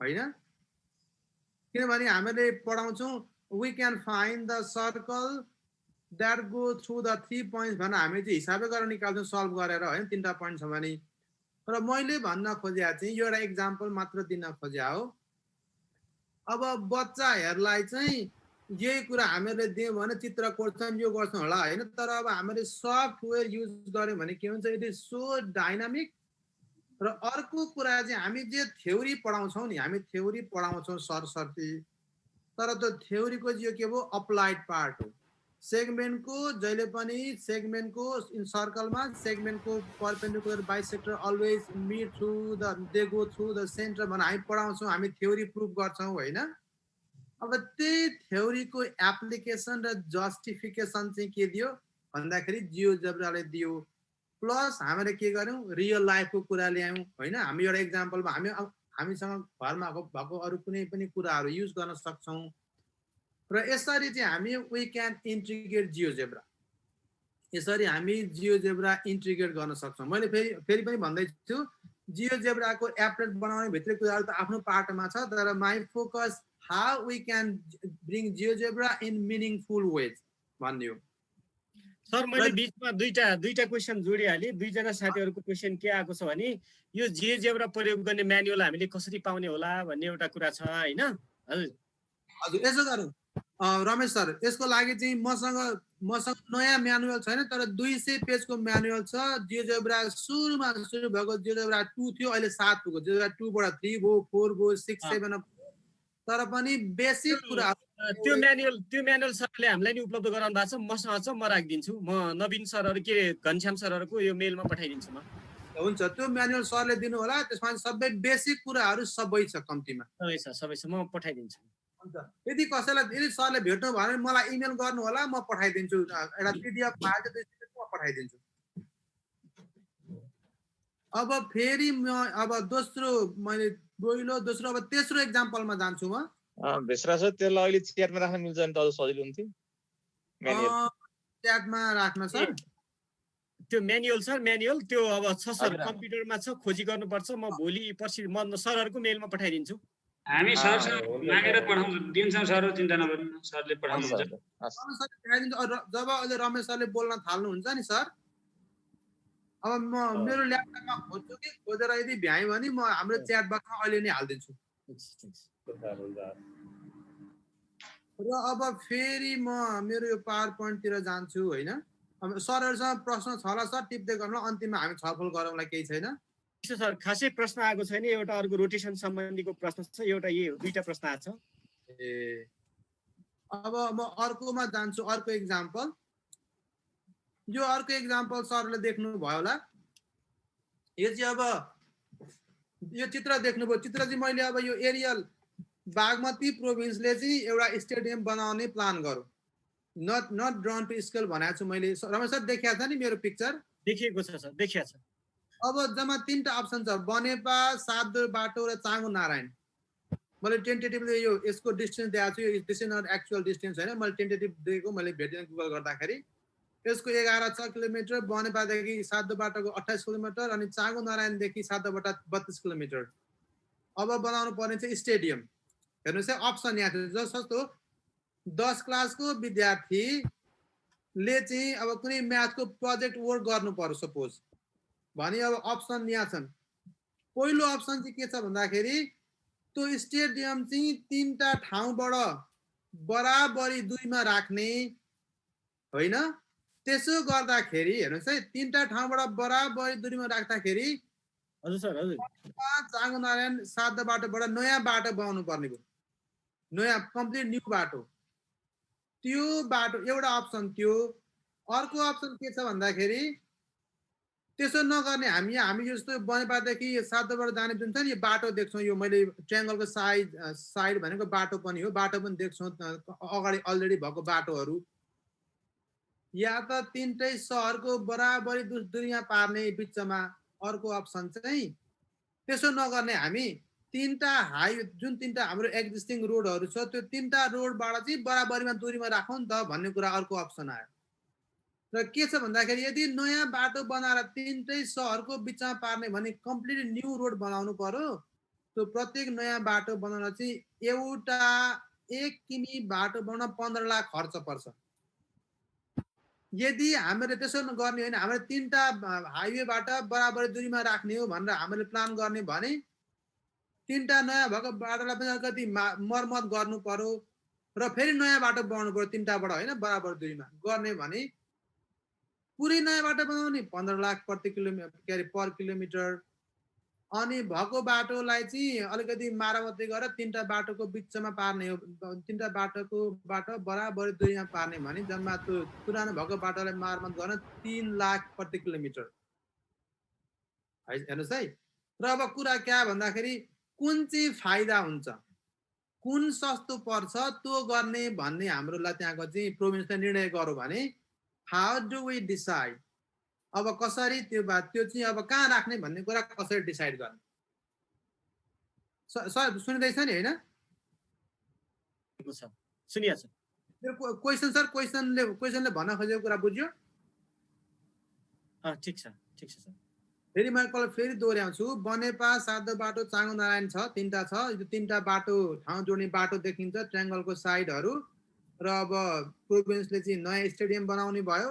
जम्मा दुईटा अप्सन छन्, या त तीनटै सहरबाट बराबरी दूरीमा राख्ने र नयाँ बाटो बनाएर जाने होइन, या त त्यसो नगर हामीसँग अलरेडी तीनटा बाटाहरू छँदैछन्, तीनटा बाटाबाट बराबरीमा दूरीमा राख्ने, भएको बाटो राम्रो बनाउने अनि बाँकी अलिअलि बाटो नयाँ बनाउने भन्ने खालको दुईटा अप्सन छ।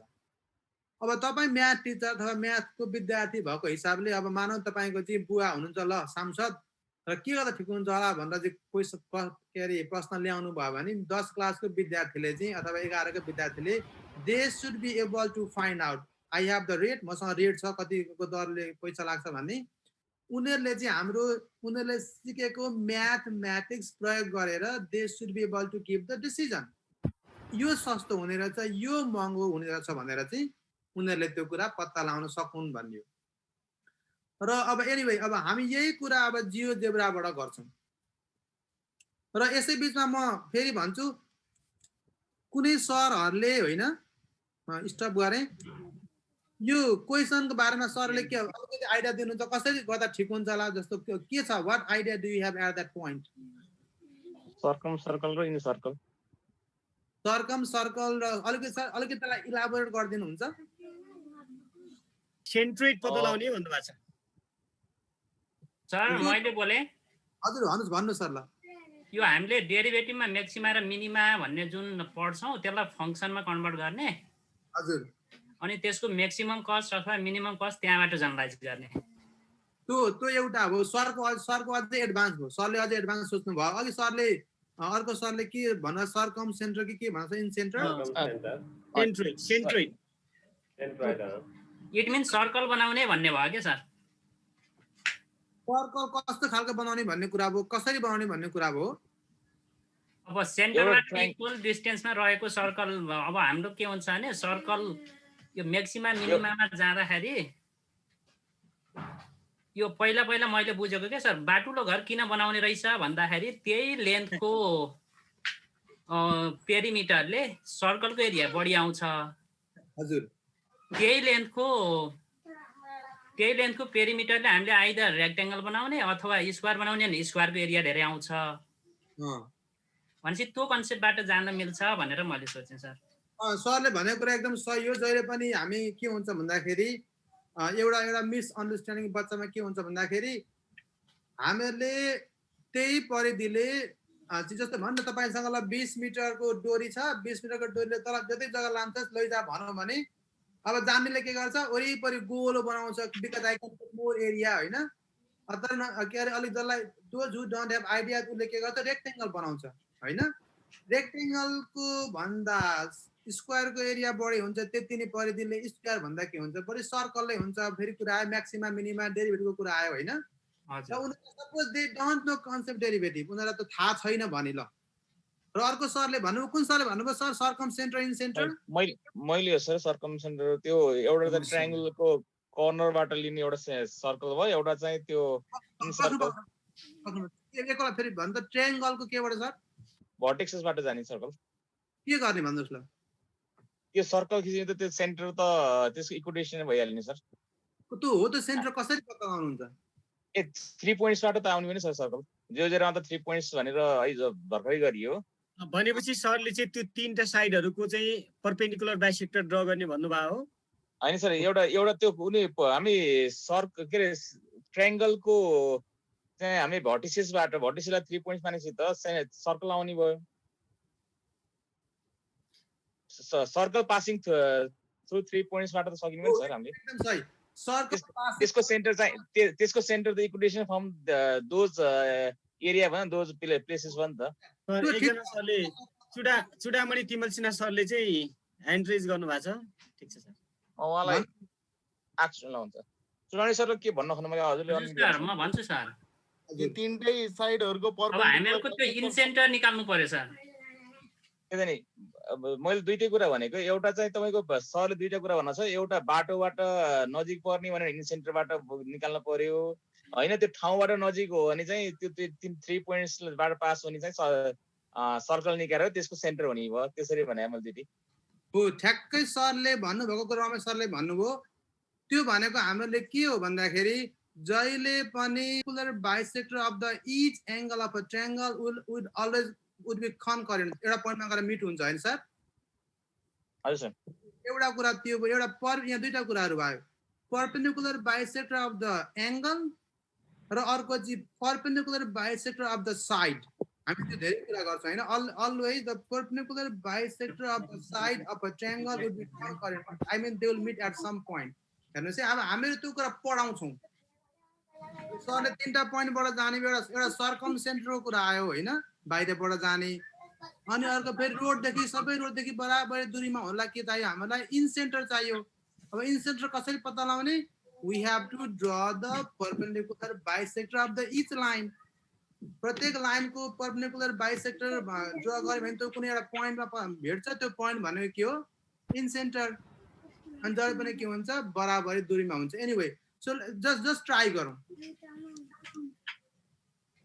यो बिचमा सर अरु केही क्वेशन छ सर मैले चाहिँ फेरि कुरा के भन्छु ठीक छ सर ठीक छ एकदमै राम्रो भइरहेको छ मैले एउटा कुरा के जोडे भने सरहरुलाई तीनटा सेन्टरहरु इन सेन्टर सर्कम सेन्टर अर्थो सेन्टर र सेन्ट्रोइड हैन यी चारवटा कुराहरु जहिले पनि एकदमै इम्पोर्टेन्ट हुन्छन् हुन त हामी अहिले 9 10 मा पढ्दैनौं पहिला 11 12 को करिकुलममा थियो ट्रिगोनोमेट्रीमा अहिले त्यो राखिएको छैन त्यो राख्नुपर्ने जस्तो लाग्यो हैन अर्थो centre in centre circum centre र सेन्ट्रोइड यी चारवटा प्रोपर्टीले धेरै कुराहरु कभर गर्दो रहेछ सरहरुको अहिले कन्फ्युजन के छ भने कसैले इन सेन्टर कसैले सर्कम सेन्टर कहिले अर्थो सेन्टर भनिरहेको अवस्था छ वास्तवमा चाहिँ अब सबै भर्टेक्सहरुलाई चाहिँ टच गरेर जाने सेन्टर सर्कम सेन्टर हो जुन परपेन्डिकुलर बाइसेक्टर ड्रा गरेर आउँछ भने इन सेन्टर कसरी आउँछ भन्दा हरेक भर्टिकल एंगलको चाहिँ एंगल बाइसेक्टर खिचेर आउँछ र अहिले भेष सरले भन्न खोज्नु भएको कुरो के हो भने एंगल बाइसेक्टर अथवा परपेन्डिकुलर बाइसेक्टर ड्रा गरेर सेन्टर पत्ता लगाउने त्यसपछि त्यो सबै सर्कमफ्रेन्सको पोइन्टहरुबाट इक्वल डिस्टेन्स हुन्छ भन्न खोज्नु भएको सरले बुझाइनुहोस् थ्यांक यू सर धेरै धेरै धन्यवाद सर अब कुरो चाहिँ के आयो भन्दाखेरि हामी त्यो कुरा थ्योरीमा पढाउँछौं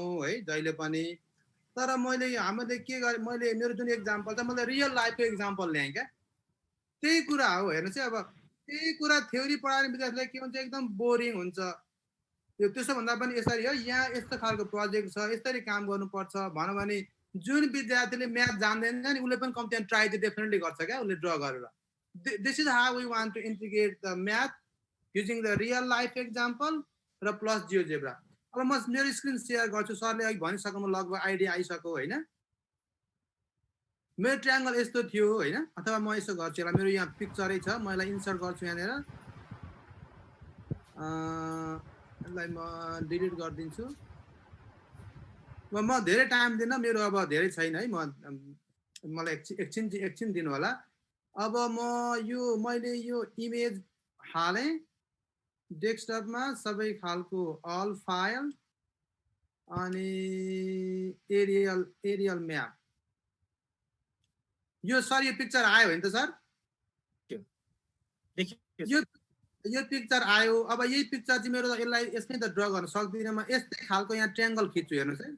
यहाँबाट यसो खिचेँ, यस्तै खालको यहाँ खिचेँ र मैले यति गरेपछि मेरो पिक्चर मैले हटाइदिएँ अहिले। ठिक छ सर? त्यही पिक्चर मैले कपी गरेँ यहाँनिर, अलिकति यसलाई ब्ल्याक बनाऊ। अब 3टा पोइन्ट भयो। एउटा कुरा चाहिँ हामीले यो 3टै सहरबाट बराबरीको दूरीमा भएको एउटा पोइन्ट चाहियो हामीलाई, सर्कम सेन्टर अथवा 3टो बाटोबाट बराबरी। यदि मैले जस्तो इन सेन्टरको कुरा गरौँ, यदि मैले परपेन्डिकुलर लाइन ड्र गरेँ भने परपेन्डिकुलर बाइसेक्टर यो लाइनको र यो लाइनको, यो चाहिँ लाइनको ट्रायंगलको लाइनको परपेन्डिकुलर बाइसेक्टर मैले यहाँ खिचेँ। यसको कहाँ भेट्यो? यो यहाँनेरि भेट्यो, पोइन्ट अफ इन्टरसेक्सन। अब जहिले पनि ट्रायंगलको perpendicular bisector would be always concurrent, भनेको they will go through the same point. Plus यो चाहिँ के हुन्छ भन्दाखेरि 3टै भर्टेक्सबाट के हुन्छ? बराबरी दूरीमा हुन्छ। होइन त रमेश सर? ठीक छ सर, ठीक छ। र अब यदि मैले ट्रायंगल मुभ गरेँ भने पनि के हुन्छ हेर्नुहोस्, मैले ट्रायंगल मुभ गरेँ, they always meet at some point. हेर्नुहोस् है, जहिले पनि मैले 10 मा पढ्दाखेरि अप्सनल म्याथमा जहिले पनि ट्रायंगलको साइडबाट जाने परपेन्डिकुलर बाइसेक्टर कन्करेन्ट हुन्छ थ्योरी प्रुभ गर्नु पर्थ्यो। गर्न त गरियो तर कहिले पनि देख्नै पाइएन, कसरी हुन्छ थाहै भएन होइन। This is the GeoGebra where we can bring into. अब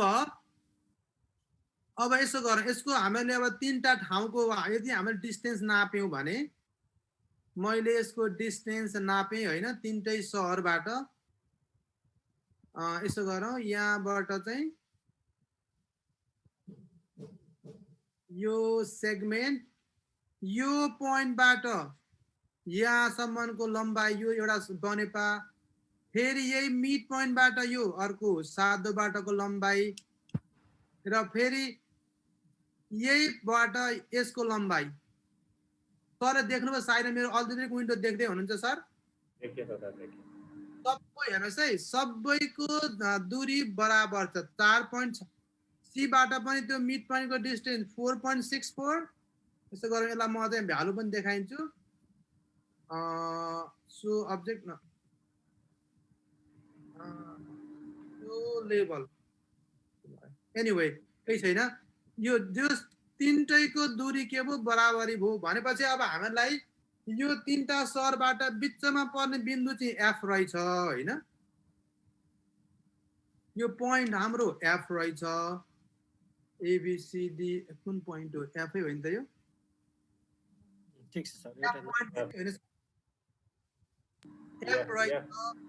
अनि हामीलाई चाहिँ यदि 3टै बाटो नयाँ बनाउने हो भने चाहिँ 15 लाख प्रति किलोमिटर पर्छ भनेपछि हामीले 4.64 4.64 4.64 त्यति 4 त्यहाँ 12 लगभग 14 जति हामीहरूले किलोमिटर पर्ने भयो, टाइम्स 15 लाखको दरले हिसाब गरौँ। एउटा अप्सन यो भयो।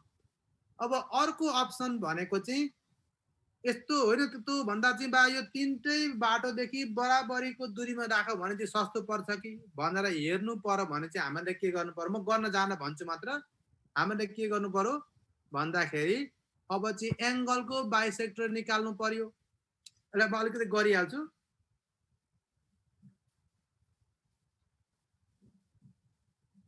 एङ्गलको बाइसेक्टर गरेर हेरौँ। फेरि मैले यहाँ ट्रायंगल खिचेँ है, यो ट्रायंगल भयो, मैले रफली छोड्दै। अब यदि हामीले एङ्गल बाइसेक्टर लियौँ भने यो दुईटाको बाइसेक्टर यो भयो। जहिले पनि बाइसेक्टर भन्ने बित्तिकै दुईटै दिन्छ, एक्सटर्नल बाइसेक्टर पनि दिन्छ, इन्टरनल बाइसेक्टर पनि दिन्छ।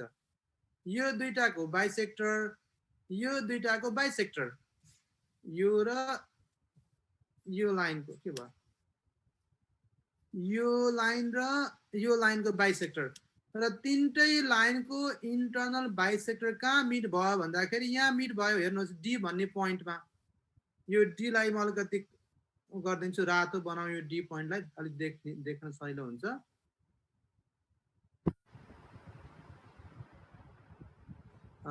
नेम एन्ड भ्यालु परेन जस्ट नेम भयो यो मलाई यसले जुमकोले अप्ठ्यारो पारिरहेछ कलर यो डी भन्ने पोइन्टलाई मैले रातो बनाइदिएँ सरले देख्दै हुनुहुन्छ हैन अब यो पोइन्टबाट चाहिँ प्रत्येक लाइनको डिस्टेन्स के हुन्छ बराबरी हुन्छ यो पोइन्टदेखि जस्तै अनि अर्को कुरा चाहिँ यदि मैले यो ट्रायंगल मुभ गरेँ भने हेर्नुहोस् है यदि मैले ट्रायंगलको भर्टेक्सहरु चेन्ज गरेँ भने पनि के हुन्छ जहिले पनि एंगल के अरे ट्रायंगलको angle bisector always go through a same point we call that a concurrent हैन र यो ट्रायंगलको सेन्टर डी छ डी बाट चाहिँ हामीले ए लाइन रेडियस मानेर सर्कल खिच्ने हो भने अथवा सरले भन्नुभयो यसो पनि गर्न सकिन्छ भन्नुभयो तीनटा पोइन्ट भएर तीनटा point circle through a 3 points यो पोइन्ट र यो पोइन्ट मैले यसरी पनि गर्न सक्यो सरले अघि भन्नु धन्यवाद सर हामी यसलाई इन सेन्टर भन्छौं हैन र यो इन सेन्टर बाट चाहिँ यो तीनटैको डिस्टेन्स पनि के भयो बराबरी भयो हैन मैले भन्न खोजेको के भन्दाखेरि हामीले जुन कुरा पढाउँछौं नि थ्योरीमा त्यही कुरा हामी यहाँ ल्याएर भेरिफाई गर्न सक्छौं हामी यसलाई भन्छौं सर्कम सेन्टर अहिले चाहिँ यो पोइन्टबाट तीनटै डिस्टेन्सहरु के छ सरहरु बराबरी छ अघिकोमा चाहिँ तीनटै पोइन्टबाट रोडको डिस्टेन्स बराबरी थियो क्या हैन सर कि म मिक्स अप भएँ क्या हो एनीवे मैले भन्न खोजेको के भन्दाखेरि हामीहरुसँग हामीले के एक्सपेक्ट गर्नु पर्यो भन्दाखेरि हाम्रा 10 क्लास 11 क्लास पढ्ने बच्चाहरुले यस्तो खालको रियल लाइफ एक्जाम्पल सल्भ गर्न सक्नु पर्यो घरको मतलब मैले भने घरको बुवा सांसद हुनुहुन्छ भने बुवालाई सुझाव दिन सक्नु पर्यो र त्यो कसरी सम्भव छ भन्दाखेरि अब हामीले कपीमा गरेर त ड्रा गरेर गाह्रो हुन्छ यदि यो जियोजेब्रा सफ्टवेयर युज गर्यो भने वी क्यान सी इट र अर्को कुरा चाहिँ अब मैले पढेको जहिले पनि एउटै पोइन्टबाट जान्छन् भनेर मैले घोकेँ तर मैले कहिले पनि के हो हेर्न पाइन यदि मैले यसलाई ड्र्याग गरेँ भने के हुन्छ जे गरे पनि यो पोइन्ट मेरो जहिले पनि D point is D always जहिले मेरो डी के हुन्छ जहिले पनि तीनटा लाइनहरु के हुन्छ भन्दाखेरि जहिले पनि तीनटा लाइनहरु चाहे त्यो ट्रायंगल बाहिर पनि हुन सक्ला भित्र पनि हुन सक्ला हैन तर जहिले पनि त्यो perpendicular bisector of the angle always go through a same point र त्यो पोइन्ट देखि भर्टेक्सलाई आधार मानेर बनेको सर्कललाई हामी सर्कम सेन्टर भन्छौं अघिल्लो पटकलाई हामी इन सेन्टर भन्छौं हैन यो कुरा हामीले के भन्दाखेरि जियोजेब्राले देखाउन सक्यो के हामीले बच्चाहरुलाई चाहिँ हामीले मुखले भन्दा पनि यो बनाउने के देख्यो बाबुहरु के देख्यो नानीहरु के चेन्ज भयो डी पोइन्ट यो तीनटा पोइन्ट जहिले पनि के हुन्छ is always go through centre D जहिले पनि सही छ भन्न खोज्या ठीक छ सर भन्दा गर्ने कुराहरु एक पढ हामी चाहिँ यो देखाए भने they will get it anyway so म अब यहाँ स्टप गर्न चाहन्छु म एउटा एक्जाम्पल दिन्छु र म त्यो एक्जाम्पलको एन्सर दिन्न त्यो प्रब्लम दिएर छाड्दिन्छु अनि I am done okay Ramesh sir ठीक छ सर ठीक छ अब ठीक छ सर क्वेशन आन्सर तिर जाउँ ठीक छ म एउटा लास्ट क्वेशन दिन्छु अब म त तपाईलाई प्रब्लम मात्र राख्दिन्छु तर म त्यो यसको एन्सर भन्दैन सोच्नु होला तपाईले ट्राई यु क्यान ट्राई म त्यो पावर पोइन्ट शेयर गरिदिन्छु तपाईहरुलाई पावर पोइन्ट हेर्नु होला मलाई फेरि स्क्रिन शेयर गर्न दिनु एकपल्ट है 1 मिनेट मेरो लामो भयो होला म फेरि म सकिहाल्छु मेरो लगभग सकियो सरले देख्नुभयो सर मिनिमाइज द डायगोनल अब हेर्नुस् है यो triangle ABC right angle triangle Ramesh sir देखिया छ नि स्क्रिन देखिएको छ सर देखिएको छ राइट एंगल ट्रायंगल एबीसी छ है अनि त्यहाँबाट यो पी भन्ने पोइन्टमा पीआई चाहिँ परपेंडिकुलर टु एबी पीजे चाहिँ परपेंडिकुलर टु एसी अब यसको क्वेशन के भन्दाखेरि यो जुन हाम्रो लाइक रेक्टेङ्गल जुन देखिन्छ नि एजेपीआई, यो पी भन्ने पोइन्ट कुन यो जहिले पनि पी भन्ने पोइन्ट चाहिँ बीसीमै मुभ हुन्छ। यो P must be on the BC, एकदम वेल नोन ज्योमेट्री प्रब्लम हो। कतिखेर यो पी चाहिँ कुन पोइन्टमा यो लाइनमा कतिखेर हुँदाखेरि यो हाम्रो जुन डायगोनल छ यो यसको डायगोनल भनेको अहिले जेआई र एपी हो। यो एपी को लम्बाई कतिखेर मिनिमम हुन्छ? When the diagonal of that rectangle would be minimum as you put the point or as you move the point P through the out the BC. BC मा कुन पोइन्टमा P राख भने डायगोनल मिनिमम हुन्छ भन्ने problem हो। अब अलिकति म यसको एन्सर भन्दा तपाईं जियोजेब्रा ट्राई गर्नु होला। यसको जियोजेब्राको ब्युटी के भनेको अब मैले यो हिसाब चाहिँ मैले पिक्चर ड्रा गर्छु अनि पी अलि परतिर राख्छु अलि ओरतिर सार्छु अनि हेर्छु अनि फेरि ट्राई गर्छु। It's gonna be very difficult, होइन, धेरै गाह्रो हुन्छ। तर हामी यही फिगर बनाउने जियोजेब्रामा पीलाई के गर्ने सफ्ट मुभ गर्ने तलमाथि बीसीमा मुभ गर्यो भने के हुन्छ we gonna get to see the answer right away. That's the beauty of the GeoGebra. र आफूले हातले गर्दा गर्दा गर्दा 10 पटक चित्र गर्दा पनि कुन हो मिनिमम भन्ने कुरा थाहा नहुने कुरा जियोजेब्राले एक पल्टमै के हुन्छ यसलाई चाहिँ हामीलाई चाहिँ डाइनामिक तरिकाले हामी हेर्न सक्छौं। र यो प्रब्लम सरहरूले गर्नु होला। म यसको एन्सर भन्दिन।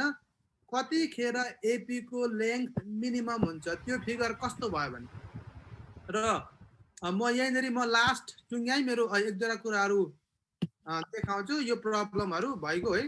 र यो यसको जियोजेब्राको रिसोर्सहरू सबै सरलाई थाहा छ होला, होइन, जम्मै कुराहरू एप्लेटहरू there are billions of applet you can get from the website. र यो रेफरेन्स भयो। र यो मेरो इमेल एड्रेस यो भयो, होइन। र मेरो सबै कुराहरू यही सकिआउँछु। अब चाहिँ हामी क्वेसन एन्सरमा जाउँ। म धेरै बोले एक कुरो बोलेको भयो होला, त्यसको लागि सरसँग क्षमा माग्न चाहन्छु। धन्यवाद रमेश सर। धन्यवाद भेष सर। खासै प्रश्नहरू त्यति उठेका छैनन्। अब मैले के हजुरकै के अरे प्रेजेन्टेसनसम्म केही कुरा जोड्छु। र सर्वप्रथम चाहिँ म यो एसटिएफटी नेपाललाई म धेरै धन्यवाद दिन चाहन्छु। यसमा धेरै आदरणीय साथीहरू हुनुहुन्छ। धेरै साथीहरू आज 17औं दिनको यात्रा हो उहाँहरूको। एकदमै राति 8 बजेदेखि 10 बजेसम्म खटिराख्नु भएको छ। उहाँहरूको यदि मूल्याङ्कन गर्ने हो भने त्यो मूल्याङ्कन धेरै राज्यकोले गर्ने भन्दा पनि धेरै माथिसम्म हुन्छ। उहाँलाई धेरै धेरै धन्यवाद हामीलाई बोलाउनु भयो। र मलाई के लाग्छ भने मैले त यहाँ क्वेसनहरूलाई 3 तरिकाले मैले जोड्न चाहन्छु। म सम्पूर्ण आदरणीय व्यक्तित्वहरूलाई एकमुष्ट रूपमा मैले सम्बोधन गरेँ। नाम दिँदा समय कम हुने हुनाले 15 मिनटको समय छ। भेष सरको मा खासै क्वेसन आएको छैन। सर धेरै धन्यवाद। सरले यस्तो राम्रो कुरा गर्नुभयो जुन 3टा मोडहरू आइकोनिक मोडहरूबाट सुरु गरेर कङ्क्रिट के अरे अब्स्ट्र्याक्ट मोडसँग जानुभयो। र हाम्रो नेपालमा नि यही कुराको कमी छ। अब यसलाई कसरी क्लासरुममा लग्ने हो भन्ने सबभन्दा ठुलो चुनौती छ। म एउटा स्लाइड सेयर गर्न चाहन्छु अनि त्यसबाट म मेरो कुरालाई अगाडि बढाउँछु। सर देखिया छ सर? सेयर भयो होइन? हो सर। मैले आज के विचार गरेको भने यहाँ धेरै आदरणीय व्यक्तित्वहरू हुन्छ। अहिले देशमा एकदम अगाडि घनश्याम सरले पनि कुरा राख्नुभयो। हामी गणितलाई अलि त्यति कता ठाउँ नपाएको जस्तो स्थान छ। त्यो हाम्रो गुनासो आफ्नो ठाउँमा होला। तर पनि हामी के छ भने क्लासरुममा जाने हामी विशेष एउटा योद्धा भनौँ अथवा त्यसलाई राम्रो पक्षमा भनौँ, जेसुकै जिम्मेवारी बोक्ने व्यक्ति पनि हामी क्लासरुम टिचिङ भनेको एकदम जटिल विषय हो। वास्तवमा आफूले सिक्नु सजिलो छ तर त्यसलाई सिकाउनु त्यत्तिकै जटिल छ। अब भेष सरले अगाडि भने जस्तै यो जियोजेब्रा जसरी हामीले अहिले सिकिरहेका छौँ देशभरि एकदमै जियोजेब्रामय भएको छ। तर रियल क्लासरुममा लगेर यसलाई विद्यार्थीलाई कसरी पुर्याउने भन्ने हाम्रो चुनौती भएको हुनाले आज हामी इन्ट्र्याक्सन गर्छौँ। मैले इन्ट्र्याक्सनको लागि केही प्रश्नहरू यहाँ राखेको छु। त्यसको लागि यहाँले क्वेसन पर्ने हुन्छ। त्यसको लागि म जो सरहरू होस्ट हुनुहुन्छ उहाँलाई म हार्दिक अनुरोध गर्दछु केही क्वेसनको लागि। मेरो दोस्रो स्लाइड छ र मेरो 4वटा प्रश्नहरू यहाँहरूसँग आज पस्किन्छु। म यसै आधारमा प्रश्नको अपेक्षा पनि गर्छु।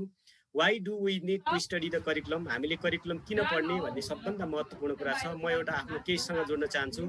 म 2001 मा सेन्ट्रल डिपार्टमेन्ट अफ म्याथमेटिक्सबाट एमएससी गरेर निस्केको थिएँ र मैले 2055 मा आदरणीय गुरु जीडी पन्त गोविन्ददेव पन्तसँग लेख्ने अवसर पाएको थिएँ र उहाँको गाली मैले धेरै खानु परेको थियो र म आफूलाई धेरै आउँछ जस्तो लाग्थ्यो तर केही पनि नआउने रहेछ। त्यसपछि मैले 2005 देखि 2007 मा मैले चाहिँ त्रिचन्द्रमा पढाउँदै मैले चाहिँ गरेँ। गर्दाखेरि धेरै महसुस भयो कि मैले सिक्नुपर्ने कुराहरू धेरै बाँकी रहेछ। त्यसैले हामी जो क्लासरुममा जान्छौँ ती सबै साथीहरूले एउटा कन्टेन्टमा पनि डह्रो हुनु पर्यो र प्याडागोजी पनि हामी सँगसँगै जाने हो भने त्यसको लागि यो जुन अब आइसिटी टुल छ जियोजेब्रा त्यसले हामीलाई हेल्प गर्छ र पक्कै पनि सबै कुरा एउटै कुरामा अड्केको हुन्छ करिकुलम र करिकुलममा यदि हामीले राम्रोसँग स्टडी गर्यौं अहिलेको समसामयिक विषयवस्तुहरू करिकुलममा भएका हामीले बुझ्यौं र त्यसको बारेमा हामीले विश्लेषण गर्न सक्यौं भने त्यसपछि हामीलाई कुनै पनि अप्ठ्यारो हुँदैन हामी जुनसुकै गोरेटोमा गए पनि हामी सफल हुन्छौं जस्तो लाग्छ र मेरो पनि एउटा यो अनुभव हो र त्यसैले मैले यहाँसँग एउटा क्वेशन यसमा सोध्नलाई म अनुरोध गर्छु why do we need to study the curriculum हामीले यसको बारेमा किन जान्नु जरुरत छ र दोस्रो प्रश्न छ what are the mathematical needs of our student हाम्रो विद्यार्थीले के खोज्छ त उदाहरणको लागि अहिले हामी जियोजेब्रा गर्दैछौँ यहाँ धेरै टुलहरू छन् धेरै कुराहरू छन् अगाडि भेष सरले भन्नुभयो 2006 मा अस्ट्रेलियामा पीएचडी गर्दै गरेको थेसिसको एउटा साथीले चाहिँ त्यही थेसिसबाट अहिले जियोजेब्रा पुरै विश्वव्यापी बनेको छ भने उहाँको एउटा थेसिसले यति ठुलो हेल्प गर्यो भने तपाईँ हाम्रो मेहनतले पनि विद्यार्थीमा के परिवर्तन त होला नै तर विद्यार्थीको निड के हो त वास्तवमा उसले के खोज्छ भन्ने कुरा बुझ्नु पनि आवश्यक छ जियोजेब्रा थ्रु पनि हामीले बुझ्नुपर्ने हुन्छ र अर्को कुरा चाहिँ what are the objective of mathematical instruction हामीले पढाउन त पढाउँछौँ तर पढाएको हामी ठिक ठाउँमा गएछौँ कि छैनौँ र त्यसैले गर्दाखेरि अब हामीले जे मेहनत गरिराखेका छौँ त्यो मेहनत हाम्रो सही ठाउँमा प्रयोग हुनु पर्यो र त्यसैले र अहिले अर्को कुरा के छ भने कन्टेन्ट नलेज एकदमै आवश्यक छ हामीले यदि कुनै कुरालाई म्याथमेटिकली पहिला थ्योरी त्यसको एकदम क्लियर भएर यस्ता सामग्रीहरू प्रयोग गरेर क्लासमा गयौँ भने हाम्रो दुईटै कुराहरू सही हुन्छ त्यसैले हामीले यसको लागि म्याथमेटिकल इन्स्ट्रक्सनमा चाहिँ यसको अब्जेक्टिभलाई बुझ्नु जरुरत छ भने अर्को अनौठो कुरा जुन मैले यहाँ प्रश्न राखेको थिएँ भेष सरबाट आन्सर आइसकेको छ how can we use GeoGebra in classroom teaching and evaluation र क्लासरुम टिचिङमा हामीले यसलाई कसरी प्रयोग गर्ने भेष सरबाट मैले दुईटा आन्सर के पाएँ भने यो क्वेसनको आन्सर चाहिँ म आफै भन्छु एक नम्बरमा क्लासरुममा पढाउँदा खाली डाइरेक्ट फिगरमा जानुभन्दा पनि तीनटा चाहिँ ब्रुनरको थ्योरी अनुसार हामी जाउँ जसले गर्दाखेरि हामीले खोजेको अपेक्षाहरू पुरा हुन्छ भने दोस्रो रूपमा जियोजेब्रालाई कसरी प्रयोग गरौँ भने प्रोजेक्ट वर्कको माध्यमबाट हामीले प्रयोग गर्ने हो भने डेली लाइफ र रियल लाइफको प्रब्लमहरूले सल्भ गरोस् अहिलेको अब म्याथमेटिक्सको कुरा गर्दाखेरि म पहिला भनिहालौँ 1 देखि 12 सम्मको करिकुलम फेरिँदैछ फेरिने अवस्थामा छ 1 देखि 3 को लागू भइसक्यो 4 देखि 8 को 50% इन्टरनल इभ्यालुएसन छ अहिले जसलाई हामी प्र्याक्टिकलै भनौँ प्र्याक्टिकल 50% छ अहिले 4 देखि 8 कोमा त्यहाँले करिकुलम हेर्न पाउनु भएको छैन तर अहिले पाइलटिङमा छ मलाई लाग्छ अर्को वर्ष पुरै करिकुलम हेर्नुहुन्छ भने 50% इन्टरनल इभ्यालुएसन र 50% एक्सटर्नल इभ्यालुएसन जाँच हुन्छ भने यो 50% को लागि हामी यस्ता काम थुप्रै गर्न सक्छौँ त्यो 8 सम्मको हो भने 9 देखि 12 को लागि चाहिँ 25% इन्टरनल इभ्यालुएसन प्र्याक्टिकल र 75% चाहिँ हाम्रो के अरे थ्योरिटिकल एक्सटर्नल छ जुन अहिले 11 क्लासदेखि लागू हुँदैछ 11 क्लासमा लागू भइसक्यो नै भनौँ अब सबै ठाउँमा चाहिँ लागू भइसक्यो त्यसको चाहिँ अब केही कमी कमजोरी होला नि त्यो आफ्नो ठाउँमा छ तर नेपाल सरकारले चाहेको कुरो उसले चाहिँ डेट दिएर उसले लागू गरिसके नोटिसबाट अब मैले यहाँ के भन्न खोजेको भने जसरी हामी जियोजेब्रा गर्दैछौँ प्रोजेक्ट वर्कहरू गर्दैछौँ म्याथमेटिकल एक्टिभिटीहरू गर्दैछौँ ती सबै कुराको एउटा माध्यम जियोजेब्रा पनि हुनसक्छ र त्यो जियोजेब्रालाई हामीले प्र्याक्टिकल इन्टरनल इभ्यालुएसनमा विद्यार्थीहरूको प्रोजेक्ट वर्कको रूपमा हामी प्रयोग गर्न सक्छौँ भन्ने मैले चाहिँ यो कुरामा एकदमै महत्त्वका साथ लिएँ र अब आज चाहिँ मैले जति समय बाँकी रहेको छ सरहरूसँग मैले अनुमति मागेर मैले के रिक्वेस्ट गर्छु भने यहाँहरूको प्रश्न आओस् र यहाँहरूले माइक अनम्युट गर्दै एउटा न एउटा प्रश्नहरू तपाईँले लागेको जिज्ञासाहरू यहाँ आओस् र भेष सर र मैले चाहिँ त्यसको आन्सर दिनेछौँ र म केमा फोकस हुन रिक्वेस्ट गर्छु भने अहिले तपाईँहरूलाई लागिरहेको अवस्था यहाँ अधिकांश सर म्यामहरू चाहिँ 9 देखि 12 अध्यापन गराउने सरहरू हुनुहुन्छ कोही विज्ञ सरहरू म्यामहरू पनि हुनुहुन्छ होला तर अधिकांशको प्रब्लम चाहिँ 9 to 12 को म्याथमेटिक्स सम्बन्धी रिलेटेड भएको हुनाले त्यो म्याथमेटिक्ससँग रिलेटेड म 2056 सालदेखि म पनि अलिअलि काम गरिरहेको अनुभव एक्सपिरियन्सको आधारमा मैले जाने जति र अनि भेष सरको सपोर्ट लिएर हामीले त्यसको आन्सर दिनेछौँ र यहीँ पनि धेरै साथीहरू हुनुहुन्छ उहाँबाट पनि आन्सर आउनेछ त्यसैले मैले माइक अनम्युट गरी यहाँहरूलाई क्वेसन सोध्न म रिक्वेस्ट गर्छु र त्यसको सहजीकरण गरिदिनु हुन माइक अनम्युट म्युटमा चाहिँ म सम्पूर्ण होस्ट र कोहोस्ट सर म्यामहरूलाई अनुरोध गर्छु पहिलो प्रश्न जाओस् नमस्ते रमेश सर हजुर प्लिज सर म यज्ञ प्रसाद रिजाल दाङबाट रमेश सरसँग फेरि यो मञ्चमा जोडिन पाएँ खुसी लाग्यो पहिले हामी म्याथमेटिक्स काउन्सिलको मञ्चमा जोडिएका थियौँ सर धन्यवाद सर त्यतिखेर कन्टेन्ट र अनि अप्रत्यक्ष निगरानीमा हुने एउटा कन्टेन्टलाई चाहिँ 2 पार्टमा बाँडेको छ र मसँग धेरै प्रश्नहरू के आएको थियो भने अब जाँचमा सोद्धाखेरि त्यो अघिल्लो पार्टबाट मात्र सोध्ने हो कि पुरैबाट सोध्ने हो भन्ने जिज्ञासा धेरै साथीहरू आएको थियो रमेश सर हजुर सर एकजना साथीले मलाई फोन गर्नुभएको थियो प्राइभेट स्कुलबाट, म गभर्मेन्ट स्कुलमा पढाउने त्यही सेक्टरमा। उहाँलाई आफ्नो विचार मात्र राखेँ, अब रमेश सरबाट त्यो स्पष्ट हुनेछ आज। मैले चाहिँ के राखेको थिएँ भन्दाखेरि यहाँ करिकुलम माइनस भएको होइन, पाठ्यक्रम माइनस भएको होइन, क्वेसनहरू माइनस भएको होइन, पेपर माइनस भएको होइन, मात्रै विद्यार्थीले आफै गर्न सक्ने अथवा सामान्य निर्देशनमा गर्न सक्ने र टिचरको अलिकति धेरै सहयोग चाहिने विषयवस्तु मात्रै अलग्याइएको हो भनेर मैले उहाँहरूलाई भने। मैले कति सही भने कति गलत भने यो रमेश सरले स्पष्ट पार्नु। धन्यवाद सर, धन्यवाद, धेरै धन्यवाद। मैले बुझेको कुरा के हो भने कुनै पनि करिकुलम बनिसकेपछि त्यसको चाहिँ अवधि 10 वर्षको लागि हुन्छ। 10 वर्षसम्म त्यसमा कानुनी अटकन पनि हुन्छ, त्यही भएर न त्यसको स्पेसिफिकेसन ग्रिड फेर्न पाइन्छ न त्यसको कन्टेन्टलाई फेर्न पाइन्छ। हजुरले एकदमै सही कुरा गर्नुभयो। अब बाँकी रह्यो सहजीकरण कसरी गर्ने भन्ने कुराको लागि त्यो कन्टेन्टलाई चाहिँ दुईटा डाइरेक्ट पर्दाभित्र र पर्दा बाहिर देखाएको मात्र हो। पर्दाभित्र भनेको चाहिँ हाम्रो प्रत्यक्ष निगरानीमा चाहिँ हामीले त्यति पढाउनै पर्यो कक्षा कोठामा भने, पर्दा बाहिर भनेको अरूको पनि सहयोग लिएर पढाउने विषयहरू त्यो अनुसार भयो। अब जाँचमा सोद्धाखेरि हजुरले जुन चाहिँ विशिष्टीकरण तालिका छ र त्यो तालिका अनुसार जाँचमा सोध्नुपर्ने हुन्छ। यो वर्षको लागि यदि यो वर्षको चैत मसान्तसम्म नै यदि यसरी कोरोनाको छाप बस्ने हो भने तपाईहरुको आफ्नो तरिकाले इन्टरनल इभ्यालुएसन गरेर विद्यार्थीलाई क्लास बढाउनु पर्ने हुन्छ। 10 कक्षाको हकमा पनि यसरी नै आन्तरिक मूल्याङ्कनबाट मार्क्स दिएर 11 कक्षामा जान्छन् भन्ने नीति त्यहाँ दिएको छ भने यदि बाहिर मङ्सिरपछि रोकिहाल्यो, क्लासमा गएर पनि पढाउने अवस्था आयो भने त्यसपछि चाहिँ जुन जुन कन्टेन्टहरु हामीले प्रत्यक्ष शिक्षकको निगरानीमा भनेको छ त्यसलाई त्यसरी पढाउनु पर्ने हुन्छ र बाँकी चाहिँ घरमा अथवा अरूको सहयोगले लिने कुराहरूलाई एक्स्ट्रा क्लासको माध्यमबाट र बाहिर गएर हामीले स्पेसिफिकेसन ग्रिड अनुसार चाहिँ प्रश्न सोधेर हामीले गर्नुपर्ने हुन्छ। अर्को कुरा यहाँ के सजिलो छ भने अहिलेको जुन स्पेसिफिकेसन ग्रिड बनेको छ यही पार्टबाट यही लेसनबाट भन्ने छैन। यहाँ चाहिँ 6 वटा कन्टेन्ट एरियाबाट कम्तीमा यति र बढीमा यति भन्ने आधारमा सोधेको हुनाले हामीले चाहिँ के विचार गर्छौं भने 70% बाट हामीले अलिकता क्वेशनलाई बढी पार्ने कोसिस गरौँला र पछाडिबाट कम गरौँला भन्ने छ। तर त्यसमा चाहिँ कानुनको रूपमा लेखिएको छैन, यहीबाट सोध्नुपर्छ भन्ने छैन। तर मेरो आफ्नो अनुभव चाहिँ के छ भने 9-10 को जुन करिकुलममा बनाउने बेला म आफू पनि त्यसमा इन्भल्भ भएको हुनाले त्यसमा चाहिँ मैले के विचार गरेको छु भने जुन करिकुलमका कन्टेन्टहरु अघिल्लो कक्षाहरुमा रिपिट भएका छन् र जुन कन्टेन्टहरु पछिल्लो क्लासमा चाहिँ पढ्दाखेरि पनि आउन सक्छन् त्यसलाई चाहिँ अरूको निगरानीमा गर्ने र जुन कन्टेन्टहरु एकदमै आवश्यक छ र जसको लागि एकदमै बारम्बार हाम्रो सिकाइ उपलब्धि र अनि कम्पिटेन्सीलाई पार गर्नको लागि जे कन्टेन्टहरु नपढाइ नहुने खालको छ त्यसलाई हामीले अघिल्लो 20 को कलममा राखेको जस्तो मलाई लाग्छ र सायद त्यही पनि भएको छ। र अब यो सबै कुरा अगाडि सरले भने जस्तै त्यो सहजीकरणमा भर पर्ने कुरा हो। सहजीकरण दुई तरिकाले हुने भयो, एउटा चाहिँ प्रत्यक्ष निगरानीमा र एउटा अरूको पनि सहयोग लिने सहजीकरणको लागि चाहिँ एउटा चाहिँ हामी त्यसमा कम्पलसरीले हाम्रो निगरानी हुनै पर्यो र अर्को चाहिँ अरूले पनि गर्न सक्छन् भन्ने हिसाबमा त्यसरी छुट्याएको हो। यसको अर्थ यो होइन कि के करिकुलमलाई चाहिँ नपढ्ने के पढ्ने चाहिँ भन्ने होइन, करिकुलम पुरानै हो तर त्यसलाई पढाउँदाखेरि चाहिँ लेसन प्लान बनाए जस्तो त्यसलाई छुट्याएको मात्र हो, क्लास सेकेन्ड होमवर्क गरे जस्तो। धन्यवाद सर। रमेश सर, मैले सानो प्रश्न गरेँ। एउटा त अब हजुरहरूले त छुट्याउनु भएको छ क्लासरुममा चाहिँ मलाई चाहिँ आएर भने मैले देखेको छु, किनकि प्रफिट एन्ड लस गरेर अभिभावकको सहयोगमा गर्न सक्ने भन्ने कुरा अब हाम्रा अभिभावक त्यो हिसाबमा पनि छैनन् र त्यो मेरा विद्यार्थी त्यसरी गर्न सक्ने पनि छैनन्। अब त्यो तर अब हजुरहरूको बाध्यता त्यो छ, आफ्नो ठाउँमा छ। कोभिडको कुरा अब हामीले त्यसलाई टाढा कुरा होइन।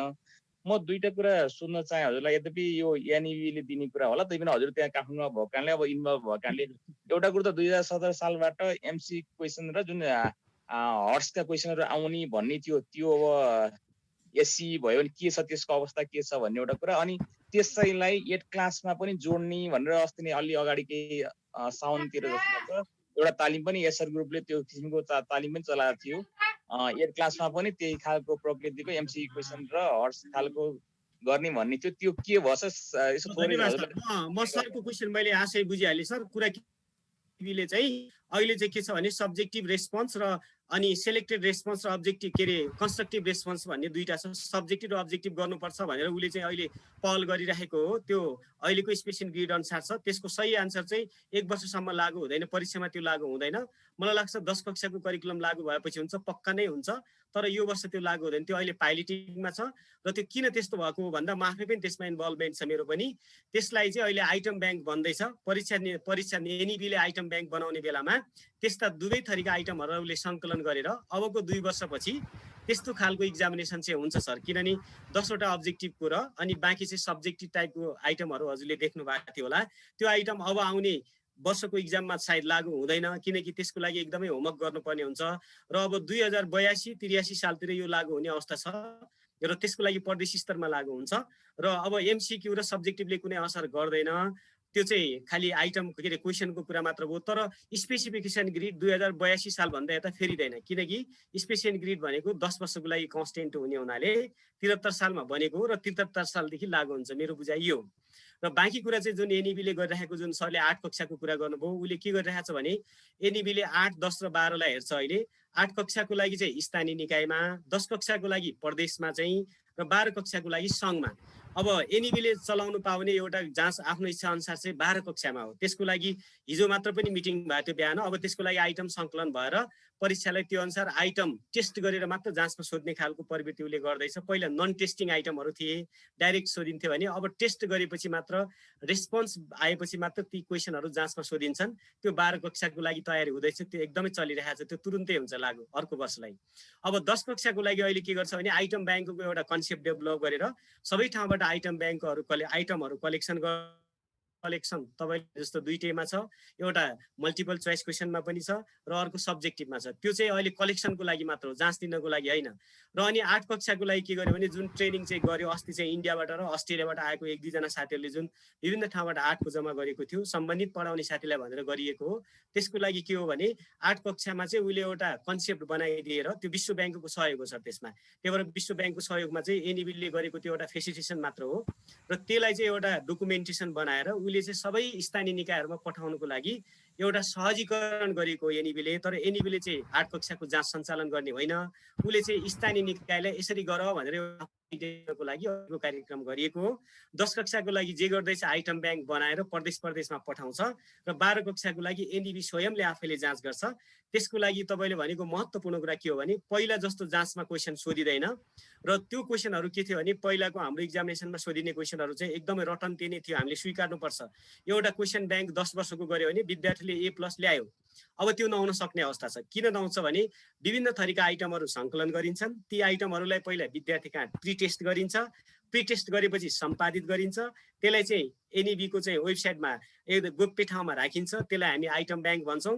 ती आइटम ब्याङ्कबाट तानेर अनि मात्र जाँचमा सोध्ने प्रवृत्तिको लागि एउटा पोलिसी बनिसकेको हुनाले अब आशा गरौँ हामीले कुनै पनि क्वेसन 10 वर्षसम्म रिपिट हुँदैन, मान्यता अनुसार चाहिँ यी सबै आइटमहरू बनिराखेको हो। मैले त्यति बुझेको छु सर, धन्यवाद।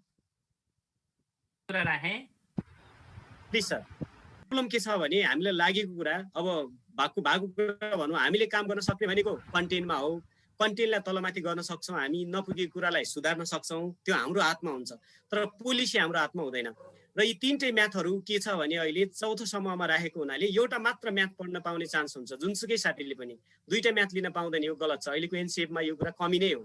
त्यही हो हाम्रो पनि एउटा नेपाल सरकारसँग रिक्वेस्ट के हो भने एउटा विद्यार्थीले 2टा गणित पढ्न पायो भने उसले किन नपाउने, कसरी लिने भन्ने सम्बन्धमा चाहिँ एउटा ग्रुपबाट एउटै मात्र छान्न पाइन्छ त 2टा कसरी लिने। अब के गरेको छ भने अधिकांश टपिकहरूमा के कन्टेन्टहरूलाई तपाईँको चाहिँ के अरे इन्टर रिलेटेड गरेको छ, मिल्दाजुल्दा कन्टेन्टहरू छ के। तर मिल्दाजुल्दा कन्टेन्टहरू पनि गहिराइसम्म गएको छैन। कोही साइन्स पढ्ने फिजिक्स पढ्नेको लागि फिजिक्सको कुराको लागि अर्कै म्याथ पढ्नु पर्ला, उसले अप्लाइड म्याथले पुरा हुँदैन, फिजिक्स पढ्नेले म्याथै लिनु पर्यो। र यदि कोही साथीहरू म म्याथ लिन्छु अरू सोसियल साइन्सतिर जान्छु भन्नेले चाहिँ अब प्योर म्याथ नलिएर उसले चाहिँ अप्लाइड म्याथबाट पनि उसलाई पुग्न सक्ने हुन्छ, बिजनेस म्याथ पनि पुग्न सक्ने हुन्छ। जसले जुन म्याथ लिए पनि एउटा म्याथ लियोस् भन्ने हिसाबले 3टा म्याथहरूलाई राखिएको छ। सरको कुरा मैले पनि फिल गरेको छु, एकदमै राम्रो कुरा हो। तपाईँले जे भन्नुभयो 100% सही कुरा हो।